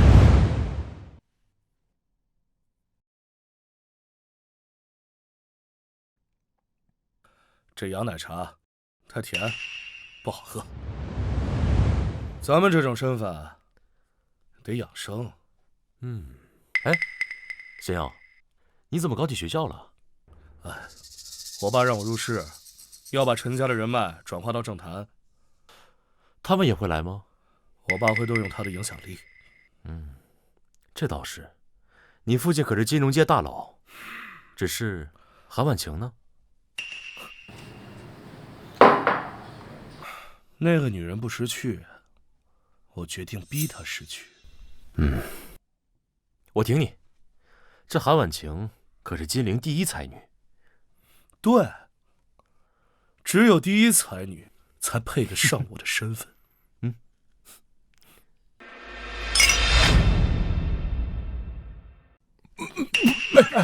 哎呀，你看，慢点儿。哎呀，贤侄啊，你不知道啊，国外老师要高薪才答应，最高的每月要300美元呢。300美元？好像这个时期，米国士兵每个月薪水才30美元。是啊，这毕竟是去异国他乡，薪水低了不行。但他们的能力你放心，在教育界都是处女。那就是名师了呗。名师的话，本少每月给他们400美元，普通教师每月150美元起步。这么高？咱们是搞教育，不能心疼钱，只要能培养出人才，倾家荡产又如何？哎呀，苏贤之真是国之栋梁啊！只要我还是这个教育总长，教育部的大门永远向你敞开。哎呀，别激动，别激动！哎呀，你这还有心思在这里喝茶？你不去上海了吗？可是出什么事儿了？陈仙要在上海、金陵、武汉等各大城市买了上百座酒楼，和咱们盛庆酒楼一样。什么？和盛庆酒楼一样？陈仙要分我利润，我需要亏的钱减少，更容易完成任务。现在几百座酒楼正在装修，我估计马上就要开始营业了。行，让他搞，等他搞好了之后，本少整死他。陈家背后是洋人，以咱们韩苏两家没办法对他以势压人。韩小姐，你放心，我相信苏贤之肯定有办法的。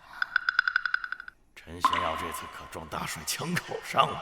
看看，听到没？朱总长都相信本少。行，随你吧。那行，招募教师这块麻烦朱总长了。明天我让人拿200万大洋，咱先把第一批老师接过来。哎，200万，太多了。我们有往返的货轮，用货轮捎带很便宜。咱请人家来工作，待遇上肯定不能差。啊，就这样了，走，我们走，别激动哦，千万别激动啊，走吧。真是国之栋梁啊！哎呀，老朱啊，讲。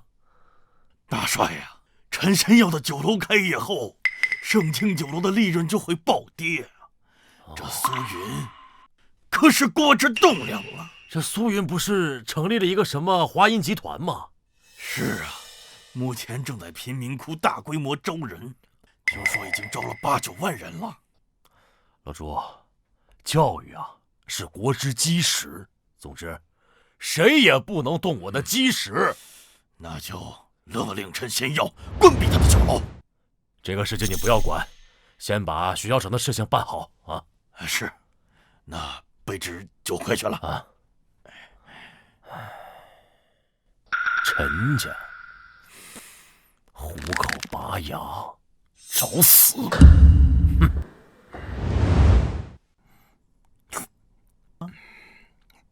少爷，朱总长来了。朱总长。哎呦，坐一起吃点。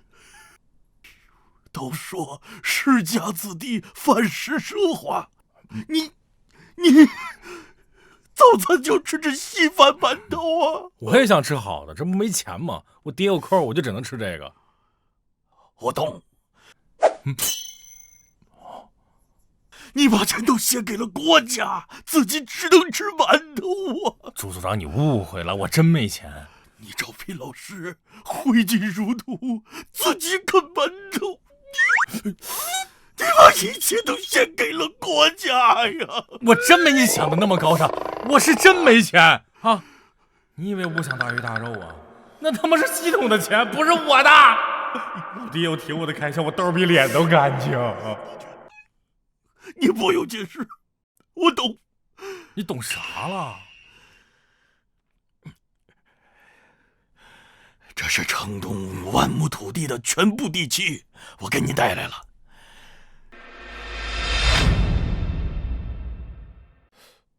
我这还没买呢。哎呀，郊外的地不值钱，政府送你了。我不能占政府便宜啊！本少不差钱，你这不坑我吗？5万亩地，那可是值200万大洋啊！你倾家荡产为教育，我们再不做点什么，还有什么脸面身居高位啊？那我也不能要啊！我不能要啊，朱总了！哎呀，我真不能要啊！我们就赔了。行，我要行了吧？啊，别激动啊，别激动啊！算了，真的完成了。这真难过，真栋梁啊！栋梁啊！真是栋梁啊！栋梁长，慢走。栋梁，我粥都凉了。现在招这么多人，是时候动工了。你家的大寿有发不错的啊！你够吃吧？这两头干活哦。我还想蹭你个馒头呢。够了吧？让我多吃两餐。好。你这还吃不吃丢吗？真好吃呀！别小小，别行。兄弟，这能吃饱吗？这年头能吃上这就已经很不错了。你看这红薯、青菜、白米饭，还有2盘肥肉呢，多好啊！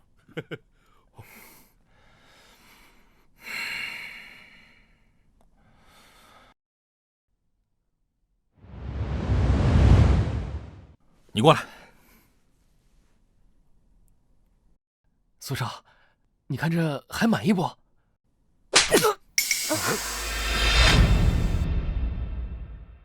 少爷，您这是为何呀？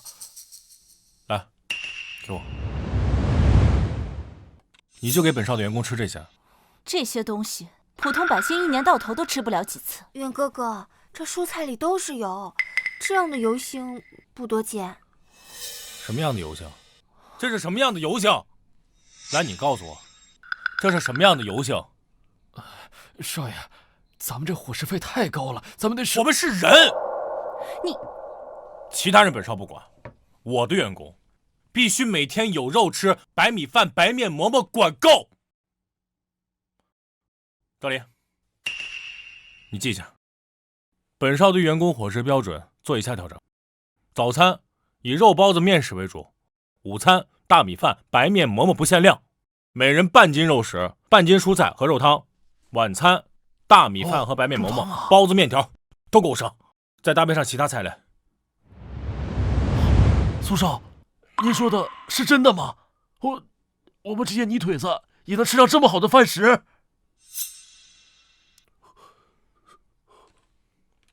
你们不是泥腿子，你们是我的同胞兄弟。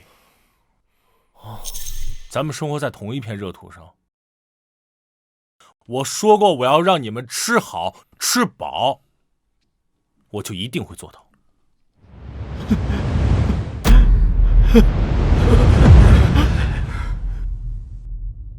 哎，你们这是做什么？从来没有人把我们泥腿子当人看，只有在您这儿，我们才知道，原来我们还是人。您每月给我们12块大洋的月薪，还让我们吃这么好。从今以后，我们这条街面就卖给您了。您让我们往东，我们绝不往西。苏少，你让我们往东，我们绝不往西。这真的是他吗？是，你们是我的员工，但同样你们也是我的同胞兄弟。我苏云没那么大能耐，我帮不了天下人，我只能做我力所能及的事儿。少爷，您是唯一一个拿我们当人看的，我们从未想过有一天居然能过上这种日子。哎，不说了，快起来，快起来，都起来吃饭吧！啊，苏云，按照这种标准，金陵周围的粮食价格一定会上涨的。赵林，你去找不列颠公使，他们不少殖民地都产大米，找他们大批量购买。好，少爷。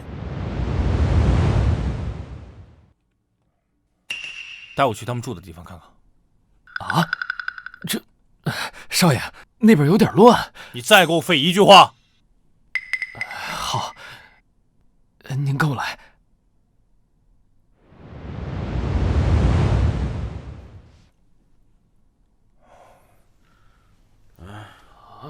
这干什么呢？这是谁呀？谁呀？来，所有工人都住这样的地方，这样省钱，少爷。冬季这几个月，工人都得住在这儿。你告诉我，这样的环境晚上怎么睡？马上给工人修工棚买床。少爷，咱们的标准是什么？屋顶得用青瓦，四周墙壁用砖砌，地面是水泥地。每间宿舍装上门，四周都有窗户。可是这样，咱们会消耗大量的建筑材料，咱们没听到本少的话吗？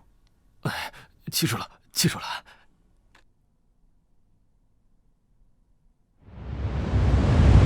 你为什么会如此不惜代价的投资教育？你看啊，这是英国人的，这是法国人的，这个是德国人的，最高的那个是美国人的，就连这一片都是日本人的。但我告诉你，以后这些都是我们的。我们的军舰可以航行到任何一个地方，我们的飞机可以在任何一个地方降落，我们的军队可以打遍全世界。让每一个想要欺负我们的洋人都知道，请注意，他是一名中国公民，他的身后站着一个强大的国家。这些都是因为你投资教育？不是因为我投资教育，是因为未来啊，有千千万万个像我这样的人。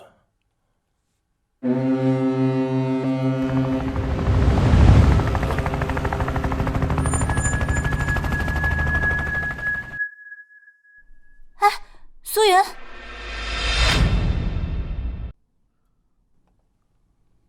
怎么样？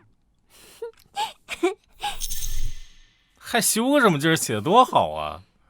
雪泥红爪，你这个就叫做不懂欣赏。这半月你成立华银集团，招人修建学校城，前后花了近300万。不过你的利润只有几百万，你哪来的这1000万？我接客接来的，行了吗？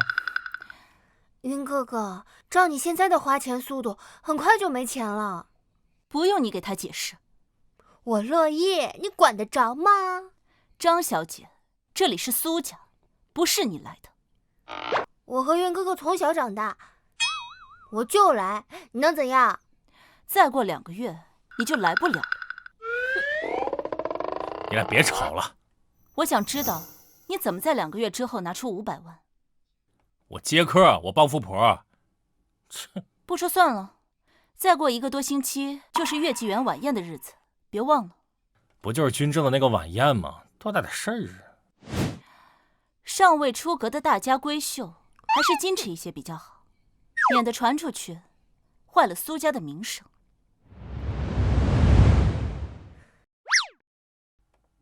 云哥哥，你不说韩婉晴不喜欢你吗？不喜欢我呀？为啥她吃醋啦？吃醋？吃醋？你可拉倒吧，他和酱油还差不多。他就是吃醋了。他那是把苏家的钱当成他自己的了，在那心疼钱呢。榆木脑袋，咱俩是不是青梅竹马？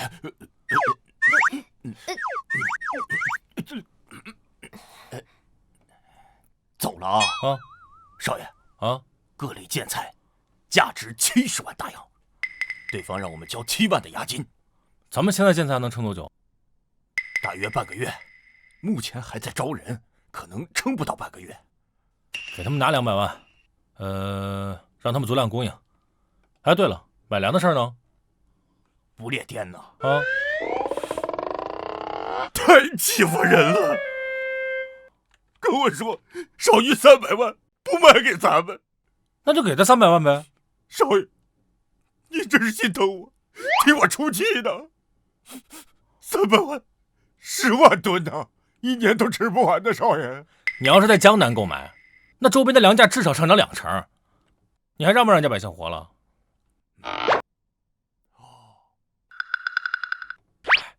哎，你过来，你看我画的怎么样？嘿，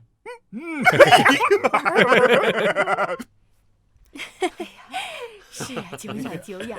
张长官，好久不见，久违久违，来，我敬你一杯。都是小事，也是有缘啊，真是难得。好，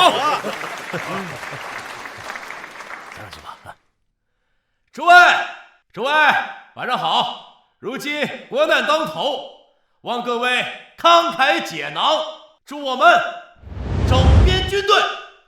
何总长，只要军方给我们10年采购权，我赵家立刻捐500万。只要何总长答应，我太仓杨家也捐500万大洋。军购权不能给他们，但不能直接拒绝。何总长，您还在犹豫什么呢？是这样的，这个军队的采购权呢，它是产品质量决定的。这个您放心，我们的产品肯定没有问题。这些人居然要军购？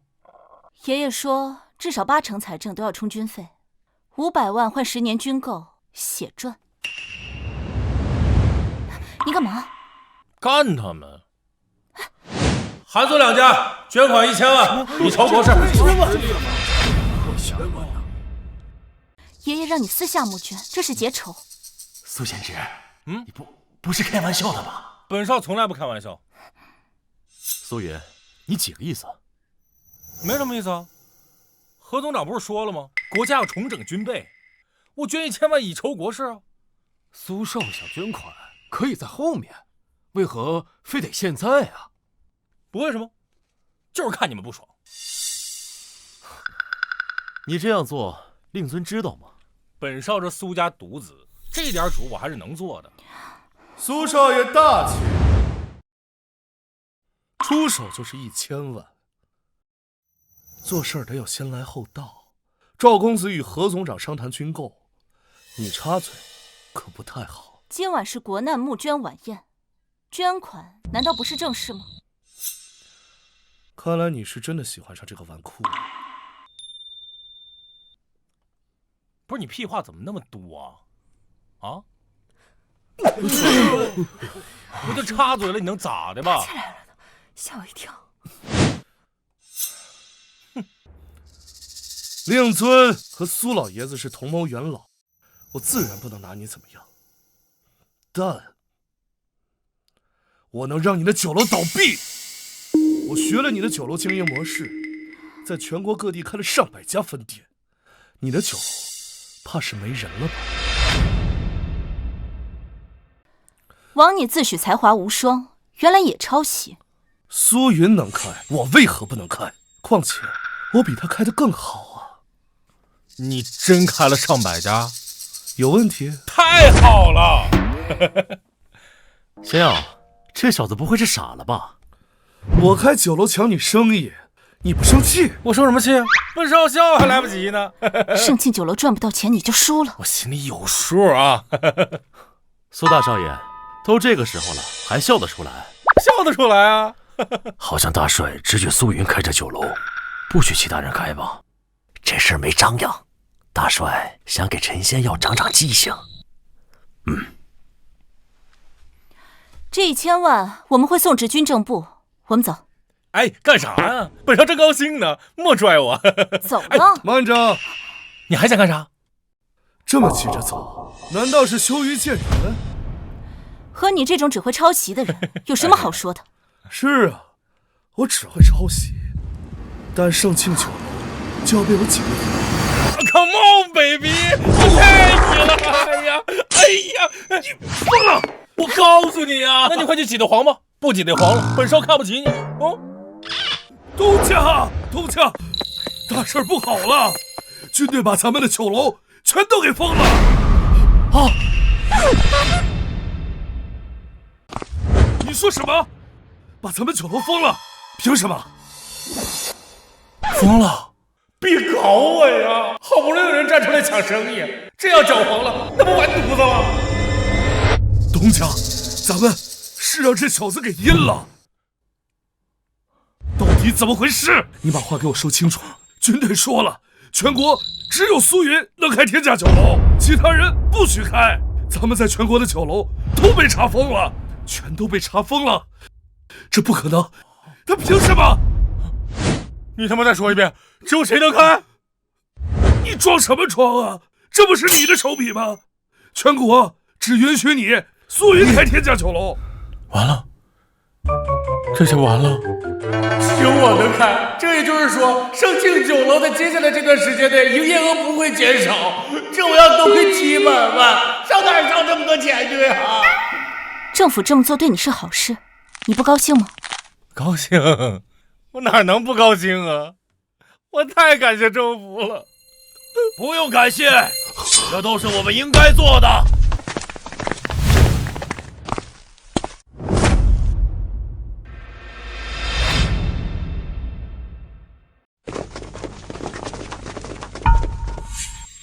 谁是苏云呢？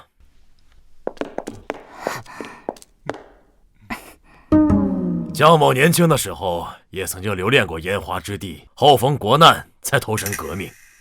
苏云，你和我很像。嘿嘿，谢大帅夸奖了。年轻就是好。你哭什么？没，喜极而泣。太感谢大帅为我做主了。你大爷，我已经很难受了，你还来？为了振兴教育，挥金如土，对自己却是节衣缩食。你这些事情老朱都告诉我了。大帅给我讲了，我没那么高尚，只是没钱。哎，我懂。你做了这么多，本帅要是再不做点什么，就显得有点德不配位了。你懂个屁呀！我是真没钱，我要有钱，天天山珍海味。大帅，凭什么只有苏云能开，我不能开？我需要个解释。因为苏贤侄是为投资教育，我也投资教育了。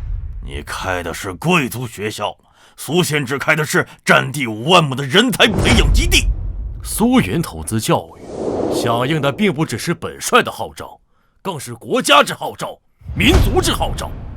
苏云开办天价酒楼，为的是国家，而你们为的全是自己。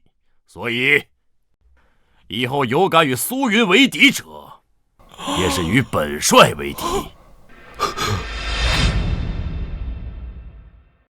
大帅，过了吧。在座的都是江南财团的一员，也是您的支持者。您这么做，恐怕要寒了大家的心。你们安分守己，买卖能继续做，但若要闹事，那就说不定了。看来江绿清只是在这件事上偏袒苏云。好，那我今天就小惩大戒，你们都看好了。老朱，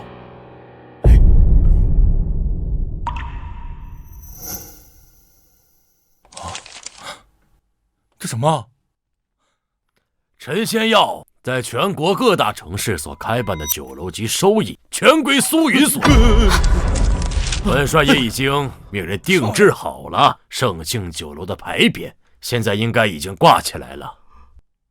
归我所有？对呀，大帅看你对教育投资太大，所以把上百座酒楼都给你了。你可不能让我失望啊！从今天起，各级政府无权过问华银集团所有事务，想做什么就做什么。如果有什么风雨险阻，有我们这帮老家伙顶着，我看谁敢对你动手，我就看好你。不公平啊！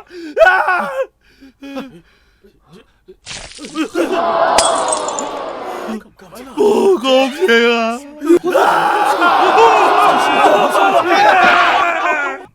苏云，苏云，我看好你啊！看好你呀，苏云！看好你！看好你呀！看好你！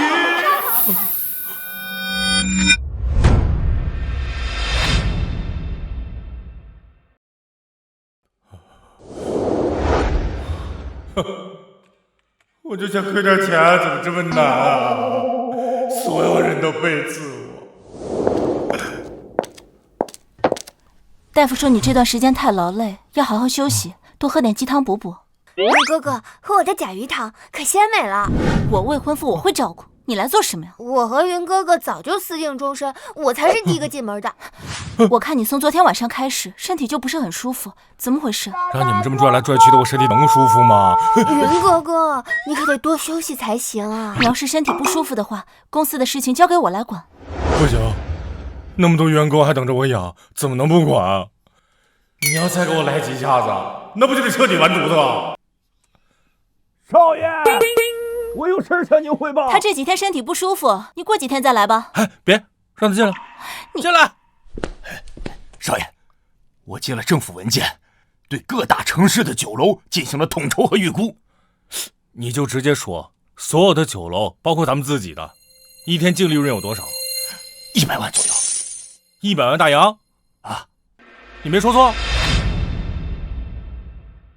因为咱们酒楼主要针对的是达官贵人和商界巨贾，非大宗贸易不会来咱们盛庆酒楼，所以每日只有100万。您别嫌少啊。少？这可太多了，我的亲娘啊！哎，这他妈还有2个月，怎么亏得完？多点不好吗？这些收入够你大规模投资教育了。我有点不舒服，你们先出去行吗？我想静静。没发烧，怎么回事？有了，系统对员工薪水做要求，但没对福利做要求啊。我决定了，我要给员工增加福利待遇。但是你给他们的福利待遇已经够好了。这你别管，赵林，你记上。第一，华银集团旗下所有产业必须得有员工宿舍。第二，每逢过年过节，必须给员工发放福利待遇，可以是钱，也可以是柴米油盐，但是不能低于员工1个月薪水。投资教育可以说是得大帅府青睐，这和提供员工待遇有什么关系啊？哎，你别管。第三，员工每日实行8小时工作制，上午休2，每日工作超过8小时，按双倍薪水计算。节假日必须放假，若有特殊岗位在节假日上班的话，则以3倍薪水计算。云哥哥，现在几乎所有公司都是工作11、12小时，要是工厂工作13、14小时更是常态。你这样会让整个商界敌视你。那更好，本少希望他们所有人都和本少进行商业竞争。一旦整个商界敌视你，他们会联合起来孤立你，这样他们会搅黄你的买卖。哼，有这好事？我的意思是，我得给商界立一个标杆啊！如果他们敢敌视我的话，那我就挖他们墙角。少爷，您要是这么想给员工发福利，咱能否增加一个孕妇带薪休假？员工的妻子怀孕了，让这个员工也有陪孕假，育儿补贴、生育补贴全安排。不愧是卧龙，就这么高。少爷，那我们就往大了说了，咱们再给员工的子女给他建个学校，免费上学；给员工修医院，免费就医。哎呀，来，你就是我的福星啊！公司的未来就靠你了。少爷放心，我一定会让公司做大做强，再创辉煌。做大做强就不用了，你就给我想着怎么对员工好就怎么来。少爷您瞧好了，我别的能力没有，这一块手拿把攥的。我太相信你了，你先下去吧。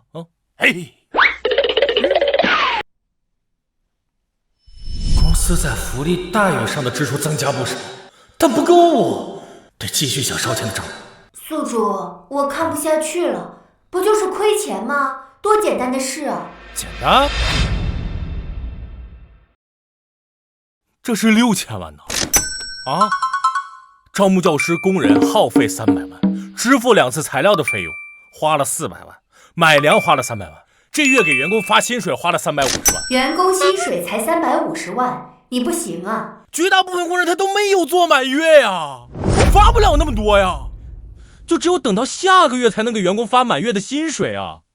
我现在手里还有200万大洋，未来的2个月还有6000万大洋，你说我这怎么亏？看你这么为难的份上，本系统帮帮你吧。狗系统，你不坑我就谢天谢地了，还帮我？我给你亏钱100法，亏钱还不是轻轻松松的事。亏钱100法，那我得好好看看。一个人傻笑什么呢？我在想着怎么赚钱啊。这样，你们俩先回去，我琢磨一会儿啊，行吗？那云哥哥，我明天再来。好，先这样，快去。你也回去吧啊！一定要记得喝。那。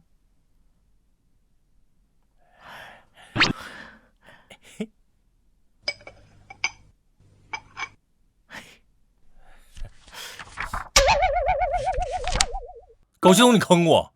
这是亏钱100法，这他娘的是赚钱100法吧？投资轻工业，我傻呀？谁不知道轻工业代表经济，重工业代表国防啊？你外行啊！收购要破产的工厂，让他们维持原样，大规模生产，每生产一个就亏钱，生产的越多，亏的越多。这些工厂要破产，那肯定有原因的吧？你说对不对？这倒是，要破产的工厂，它肯定是有问题啊。维持原样的话，就能持续给我亏钱呀。对呀，大规模收购还怕亏不完6000万，6个亿都可以。有道理，我还可以投资重工业。据我所知，重工业投资大，回报低，基本靠国家维持。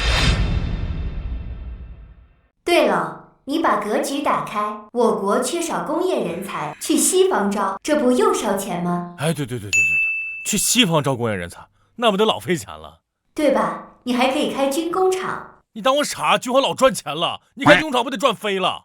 我给你一些自动武器图纸，这自动武器以金陵政府现在的收入用得起吗？说是这样说，就是感觉不太对呀。不是土豪谁用自动武器？岛国比咱们强，他们只敢用栓动步枪，金陵政府敢用自动武器吗？有道理，这次我听你的，你别忽悠我啊！宿主，你要知道，我才是真正为你好的。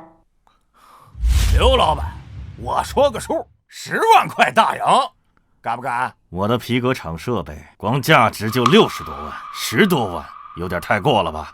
你的工厂已经被太仓杨家挤兑黄了，再拖下去，10万块都卖不出去。早就听说华银集团挥舞高薪招募人才，没想到你个留洋高材生也入了华银集团。哼，刘老板，你的设备现在12、13万就能买到。你要是不同意吧，你那个设备啊，放到最后也是废铁，一样亏钱。走。哎，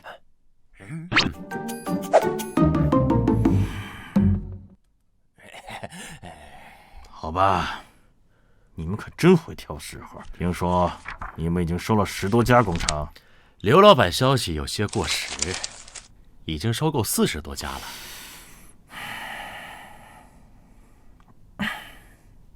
哎，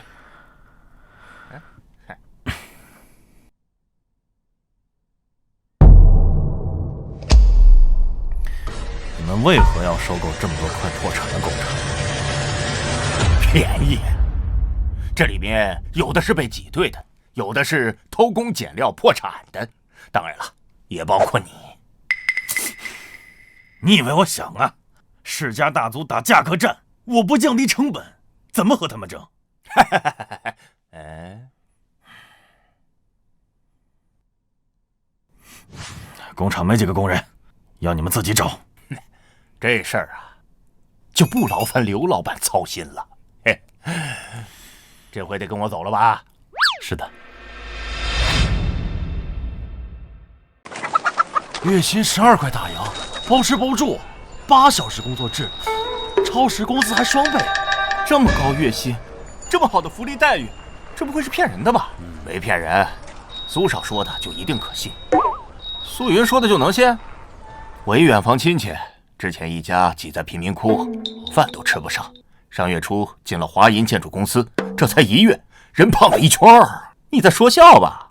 是真的，我有个朋友就在这个华银建筑公司，听说天天中午都有肉吃，米饭还管饱。我怎么有点不信呢？你爱信不信，反正我要去。我也去，到时候你们可别后悔啊！哎，哥们儿，等等我！不知道要不要打杂的？哎呀，这烟这个东西啊，以后还是得少抽，这对身体都有害。还是苏少对我好啊！石鑫去参加女子中学的同学会去，要不我把他喊回来？不用了，我们是来谈正事的。对，张伯父在米国几个大城市有办事处，是真的吗？确有此事。我们张家本身做的就是外贸生意呀。那劳烦张伯父，带我在米国帮我购买回来一些重工业设备，多多益善。重工业啊，苏少啊，您打算搞重工业，这个可比教育要烧钱多了。这资金不是问题，本少心里有数。只要伯父给我买回来设备和机器，我会额外付给伯父报酬，怎样？以咱们两家的关系，我怎么能拿你的钱呢？这孩子，哎呀，一码归一码。那就麻烦张会长了。这是我家这位这2天写的机器清单。苏少啊，你是怎么想起来找我了呢？这不是因为西方对我国有禁运条例，重工业设备全部上榜。如今经济萧条才放宽，但也仅限私人购买。是啊，要是政府出面的话，米国海关那边不会放行。这样，这事儿你等我2、3天。行，那就多谢张伯父了。这段时间，华研集团大量收购各类破产工厂80多家，其中涵盖皂粉、肥皂、蜡烛、纸张等各类工厂。此外，苏云还委托张青来在米国大规模购买重工业设备。重工业？苏云要干什么？我调查过，这段时间华研集团花钱如流水，但苏云手中有400万大洋一直没动。我怀疑这笔资金就是用来购买机器设备的。苏家最近有调集资金的情况吗？韩苏2家均无资金调动。那苏云现在每月利润能有多少？估计每月3000万大洋左右。3000万？重工业，苏云手上那点钱恐怕不够用吧？卑职还得到情报，杭州赵家、太仓杨家等大族都在暗中密谋。他们几家密谋什么？这些时日，文坛对苏云追捧至极，但对江南财团却口诛笔伐，甚至有人喊出要打倒财团的口号。哎呀，苏云把他们架在火上烤，人家不乐意了。这个苏云呐，振兴教育、重整工业都干系重大，你要替我保护好他，明白吗？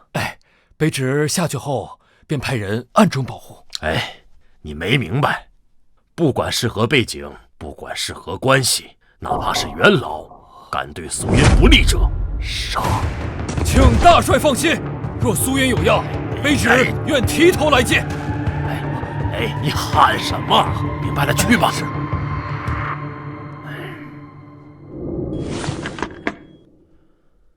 吉安内政部，华银集团可以免税开采矿产资源，全国矿产任由华银集团调用。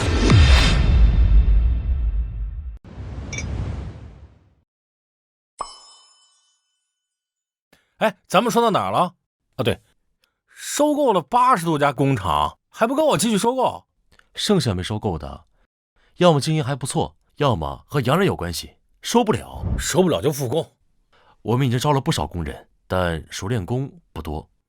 没事就慢慢培养嘛。少爷，还有就是市场份额的问题，国内的呢都被世家、买办和洋人掌控着，咱们手里没有啊。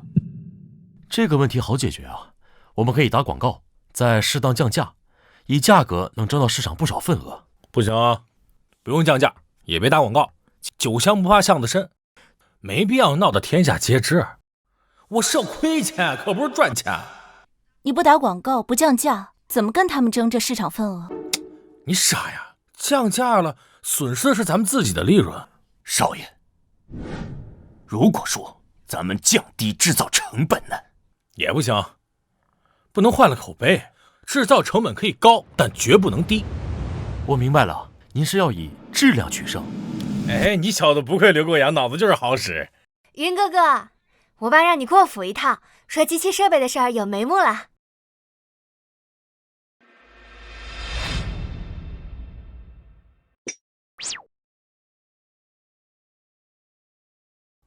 这小姑娘挺有意思啊，走的时候还举。咱们这次是联系了3套冶铁设备、2套炼钢设备、2套精密加工设备，还有5套机械加工设备。价格呢？多少钱？这个数6300万大洋。哎，云哥哥，在米国当然用美元了。6300万美元那更行了。就是正常时期6300万美元，那也得买几10套。630万美元也行。这是经济大萧条前的价格，现在13条生产线呢，63万美元。你说多少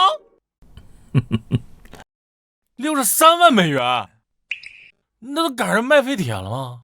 哟，卖废铁可挣不了这么多钱。那些工厂主傻了吗？这么便宜啊？哎呀，现在是经济萧条，米国1半的工厂都倒闭了，有人买他们的设备，那就不错了。经济萧条会过去啊，他们把设备放着也好啊，贱卖图什么呀？这种设备啊，是越放越不值钱，现在不卖，到时候亏得更多。再说了，这个维护也需要钱。可13套才63万美元，都是10多年的老设备了，自然是不贵。如果你要的话，我就让人给他们签合同。要，本身要了，但是还不够，最好是能买个3、4千万大洋的设备。3、4千万，这么多！我知道你想振兴工业，但这样我们扛不住的。知道什么？现在是振兴工业的千古良机。一旦西方经济恢复，禁运条例这一加强，想买都买不着。好，那我就让人再联系。行。哎，对了，还要招一些有经验的工人，特别是技术工人、机械工程师一类的，有多少要多少。苏少啊，你要让这些人都来咱们这儿工作，这可得需要不少钱呢。放心，本少不差钱。少爷，学校城不少的教学楼和宿舍楼都修好了，学校城附近的住宅区也修了不少。50万人修，速度就是快哈。速度是快，但消耗的也快。2个月的时间就花了1100万大洋。搞教育嘛，不要心疼钱啊。少爷，这2个月咱们几10万员工的工资花了1000万，买了各类肉食蔬菜近100万。人数太多，伙食费太高。伙食费高，效率也高。钱呢？继续。买粮300万，重工设备310万，建材钱1100万，收购工厂645万，加上其他杂费，接近3470万大洋，咱们还剩下980万大洋。这样下去，我们下个月就没钱了。嘿嘿，没钱就对了。是啊，少爷，咱们要节俭开支啊。不行，每一项开支都是有必要的，绝不能踩。但是我们现在到处都要用钱。钱嘛，都是纸，花呗。少爷，朱总长让你去一趟金陵饭店，说有急事找您。那我去了。我的学校年前完工，明年便可入学。你说能请来国外名师，可是真的？刘先生，此事自然是真。这些名师都有资源，若能得名师看中，自然就有国外人脉了。我们看中的就是这一点，权责可就拜托先要了。放心吧，刘先生。来，先要。大帅偏袒苏云，你入室。大帅还需要我们财团支持，没我们，他连枪支弹药都买不起。这倒是，没有我们提供钱财，他可玩不转。苏云开始收购工厂，看来他想在工业品市场分一杯羹呢。这可是咱们的主场，可不是吗？Mr. Zhu, we have been here for almost a month now, but haven't met a boss yet. 你看，来了。他们就说要见你啊。我跟他们说Nice to meet you. My name is Su Yun. I'm boss. Any trouble? My name is Harry.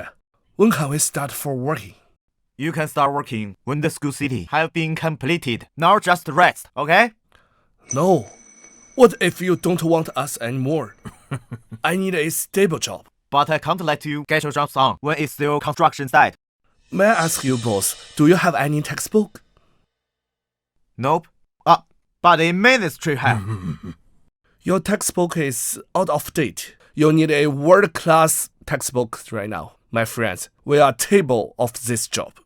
Well, I'll give you the form. You can list an office location to do this job. Okay, I'll wait here. OK。这些老外啊，怕我反悔，不要他们了。是啊，这几年西方的失业率太恐怖了，一个职位有上千人去抢。现在他们薪水高，不想失去工作，干得好，给他们加薪。Cheers。孙老板，你很厉害。你会说中文呐？咱们现在这个情况，恐怕撑不过11月。放心吧，你们想想，少爷为何会收购那些工厂呢？一是节约成本，二是买下就能生产。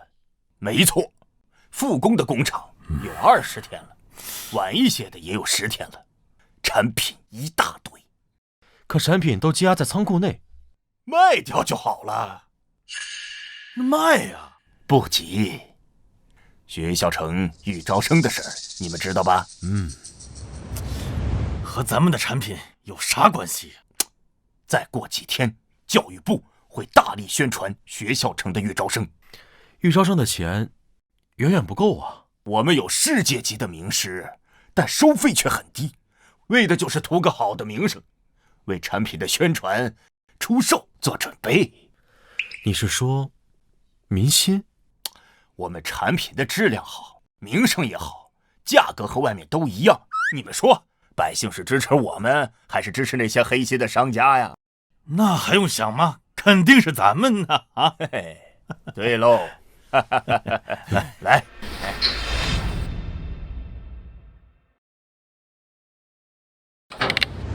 老朱啊，大帅，学校城开始预招生没有？开始招生了，但是每日的耗费太大了，需要给华银集团回血了。这不是问题，我让宣发部、新闻部全力配合，一定要把招生给我尽快完成。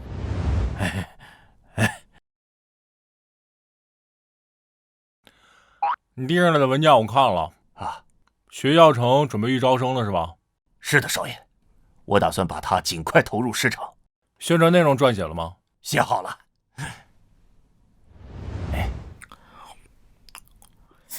你这说什么最大学校城，什么国际名师，这些哗众取宠的通通删了。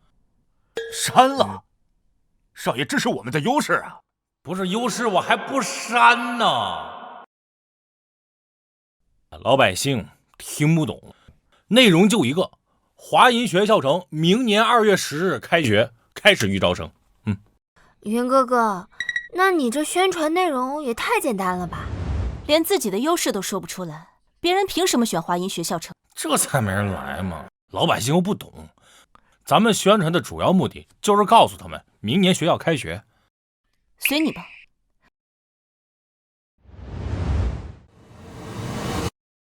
号外！全国最大学校城华银学校城将于11月6号开始预招生。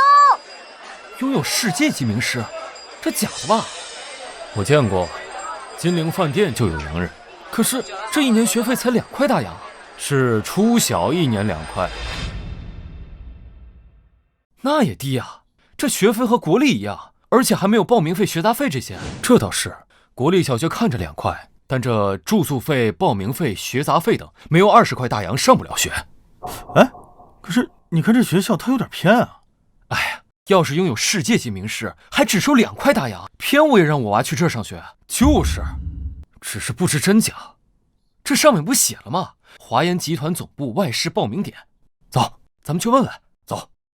哎，我也去。走。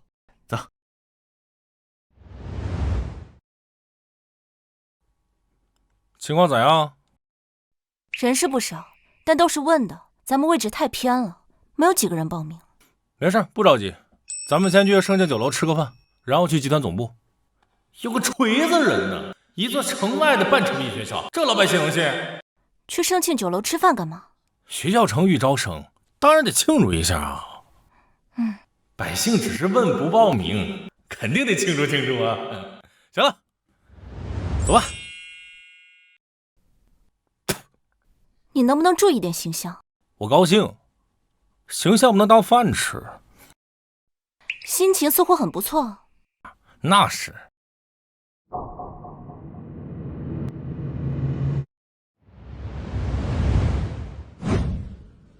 快点儿，晚些就没名额了。哎，你等会儿，你们这干嘛呢？报名啊？不然呢？不是，他这就是个半成品学校，位置又偏，有啥可去的？哎，这1年学费才2块大洋，上哪儿找着好事去？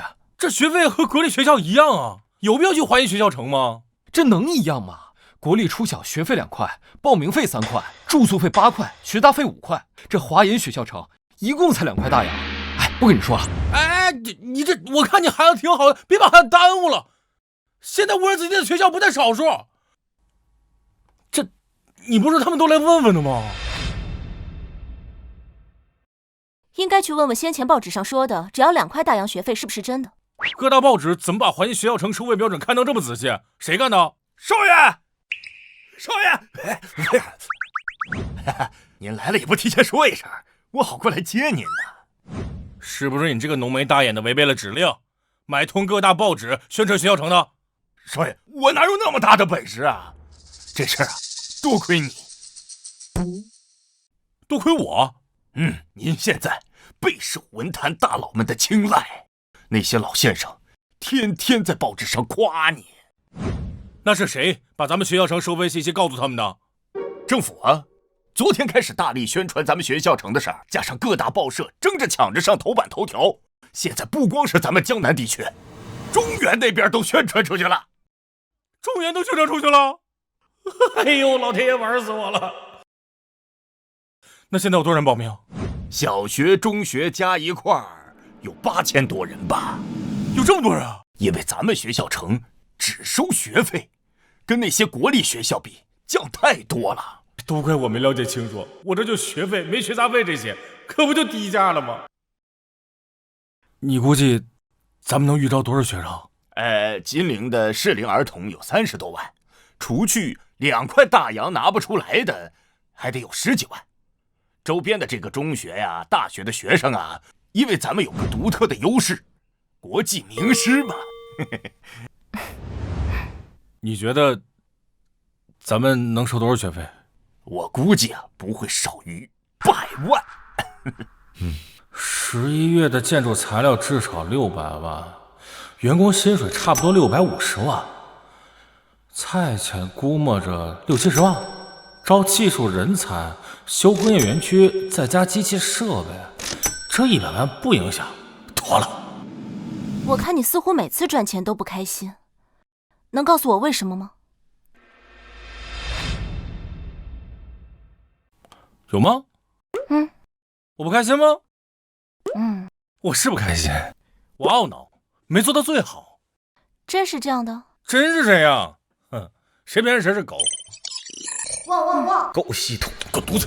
对了，张诗欣让我告诉你，过段时间商会在下关码头长江别院举行研商会。怎么不叫他亲自来告诉我？人家一心想做你的贤内助，跑商学院进修去了。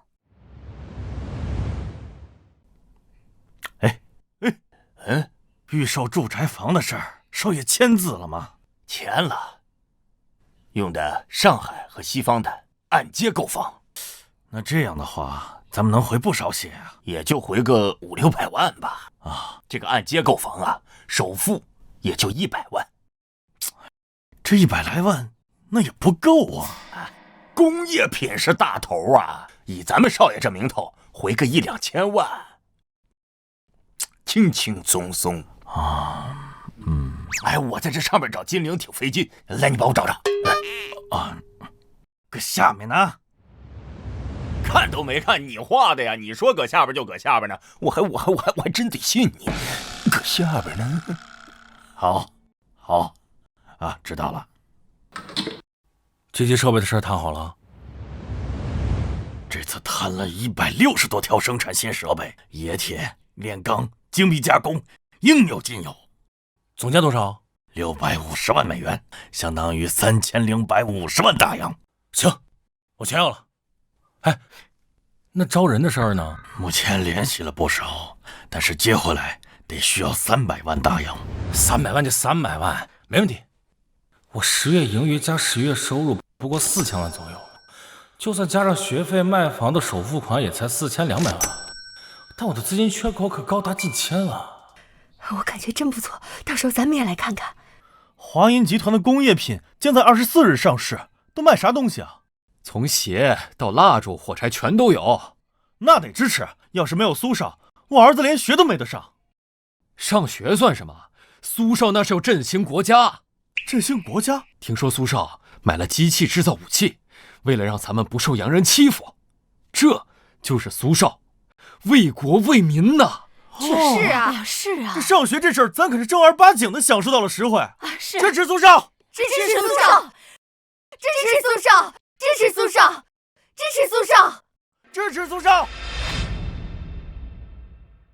马上就到月底发薪水了，我们的钱不够，就连建筑材料的钱也才支付部分。此外，还需要修建工业园区、招人、材料等，这些需要近200万元。可我们现在的资金缺口已经达到近1000万元。小问题，12月1日发工资，建筑材料的钱也在12月1日支付，先欠着呗。12月1号你也拿不出这么多钱。我说没问题就没问题。难道你想依靠工业品逆转局面？工业品市场被洋人买办，世家瓜分，你争不过。放心，争不过就对了。这次没人能背刺我，我要拿5000万英镑娶6个小老婆。对，这位是同盟元老之后，苏家大少苏云。果然是一表人才呀！苏少是真正的年少俊才，他这几个月做的哪件事不是大事？诸位都知道，苏少最近做的事情，无论是振兴工业还是振兴教育，都是利国利民的大好事啊！利国利民，我看不见得吧。你怎么来了？这里不是商界晚宴吗？我们怎么不能来？陈先生、赵公子，老夫似乎并未邀请二位前来。今晚宴会主要是我们金陵商会成员参加，2位公子不请自来，似乎不太好啊。苏云也不是金陵商会成员，他能来，我也能来。苏云的家就在金陵，他的买卖公司总部也在金陵。老夫身为金陵商会的会长，今日邀请他加入商会，有什么问题吗？哎，他是来找我的，你这只臭虫来这里做什么？苏云，我们之间真正的战争才刚刚开始。哦，明白了，合着是来向我宣战的呗。你们现在的名声都已经臭大街了，不在家里窝着还敢出来？韩婉晴，我会让你知道拒绝我的代价是什么。不是，我就纳闷了，今儿精神病院放假怎么的？怎么把你给放出来了？苏远，你别嚣张，盛庆酒楼的事，那是我们中了你的圈套。中了我圈套？看来是你们的确不太聪明，连我一个纨绔都斗不过。你投资教育得大帅青睐，让大帅护你的盛庆酒楼，但这次没人护你的工业品。你的工业品今天也在各大小城市上市吧？你不该进入这一领域，这是我们的主场。哼，有本事咱们就打一场商战，商战不就是拼钱多、打价格战、打优惠战吗？这话要是你父亲说，倒是有些威慑力，但可惜是你。陈家不输韩苏两家，如果你想以势压人，怕是想错了。本少不喜欢以势压人，你要是敢，咱们就打一场价格战。打价格战，你得先有市场，你连市场都没有，你有什么资格和我打价格战？你来这晚宴找我是为了什么？当然是看苏家是怎么在你手中衰败的。据我了解，你现在的资金缺口高达近1000万大洋。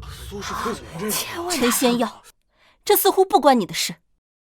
我很有兴趣看到一个家族的落寞，1000万大洋的资金缺口，你只能从苏家拿钱。哼，我们苏大少爷不但投资教育，还投资工业。这次拿1000万，下次还不知道拿多少。哎，那你们敢跟我打一赌吗？这次要赌什么？赌我不从苏家拿钱，不对外借钱，就靠我自己解决这1000万大洋的资金缺口。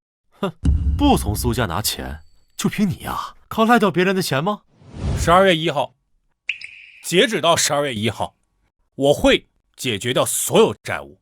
好，如果你解决不了，就把你的华阴学校城让给我。如果我解决了，我要你陈家银行20%的控股权。不可能，绝对不可能！银行内，我陈家自己才控股40%。你可得想好了，你们现在陈家的名声在外边可不是很香，学校城可是一个赚名声的好地方。我现在已经投入过2、3千万，你投入不了多少就会彻底见完，这是能改变你陈家名声的好地方，确定不心动吗？有道理，就赌这个。我看你不从苏家拿钱，怎么解决这1000万大洋的资金缺口？就是，这可是1000万大洋的资金缺口，不是100万。他不从苏家拿钱，根本解决不了。他输定了，必须的。少爷，大事不好了！少爷，哎，这边。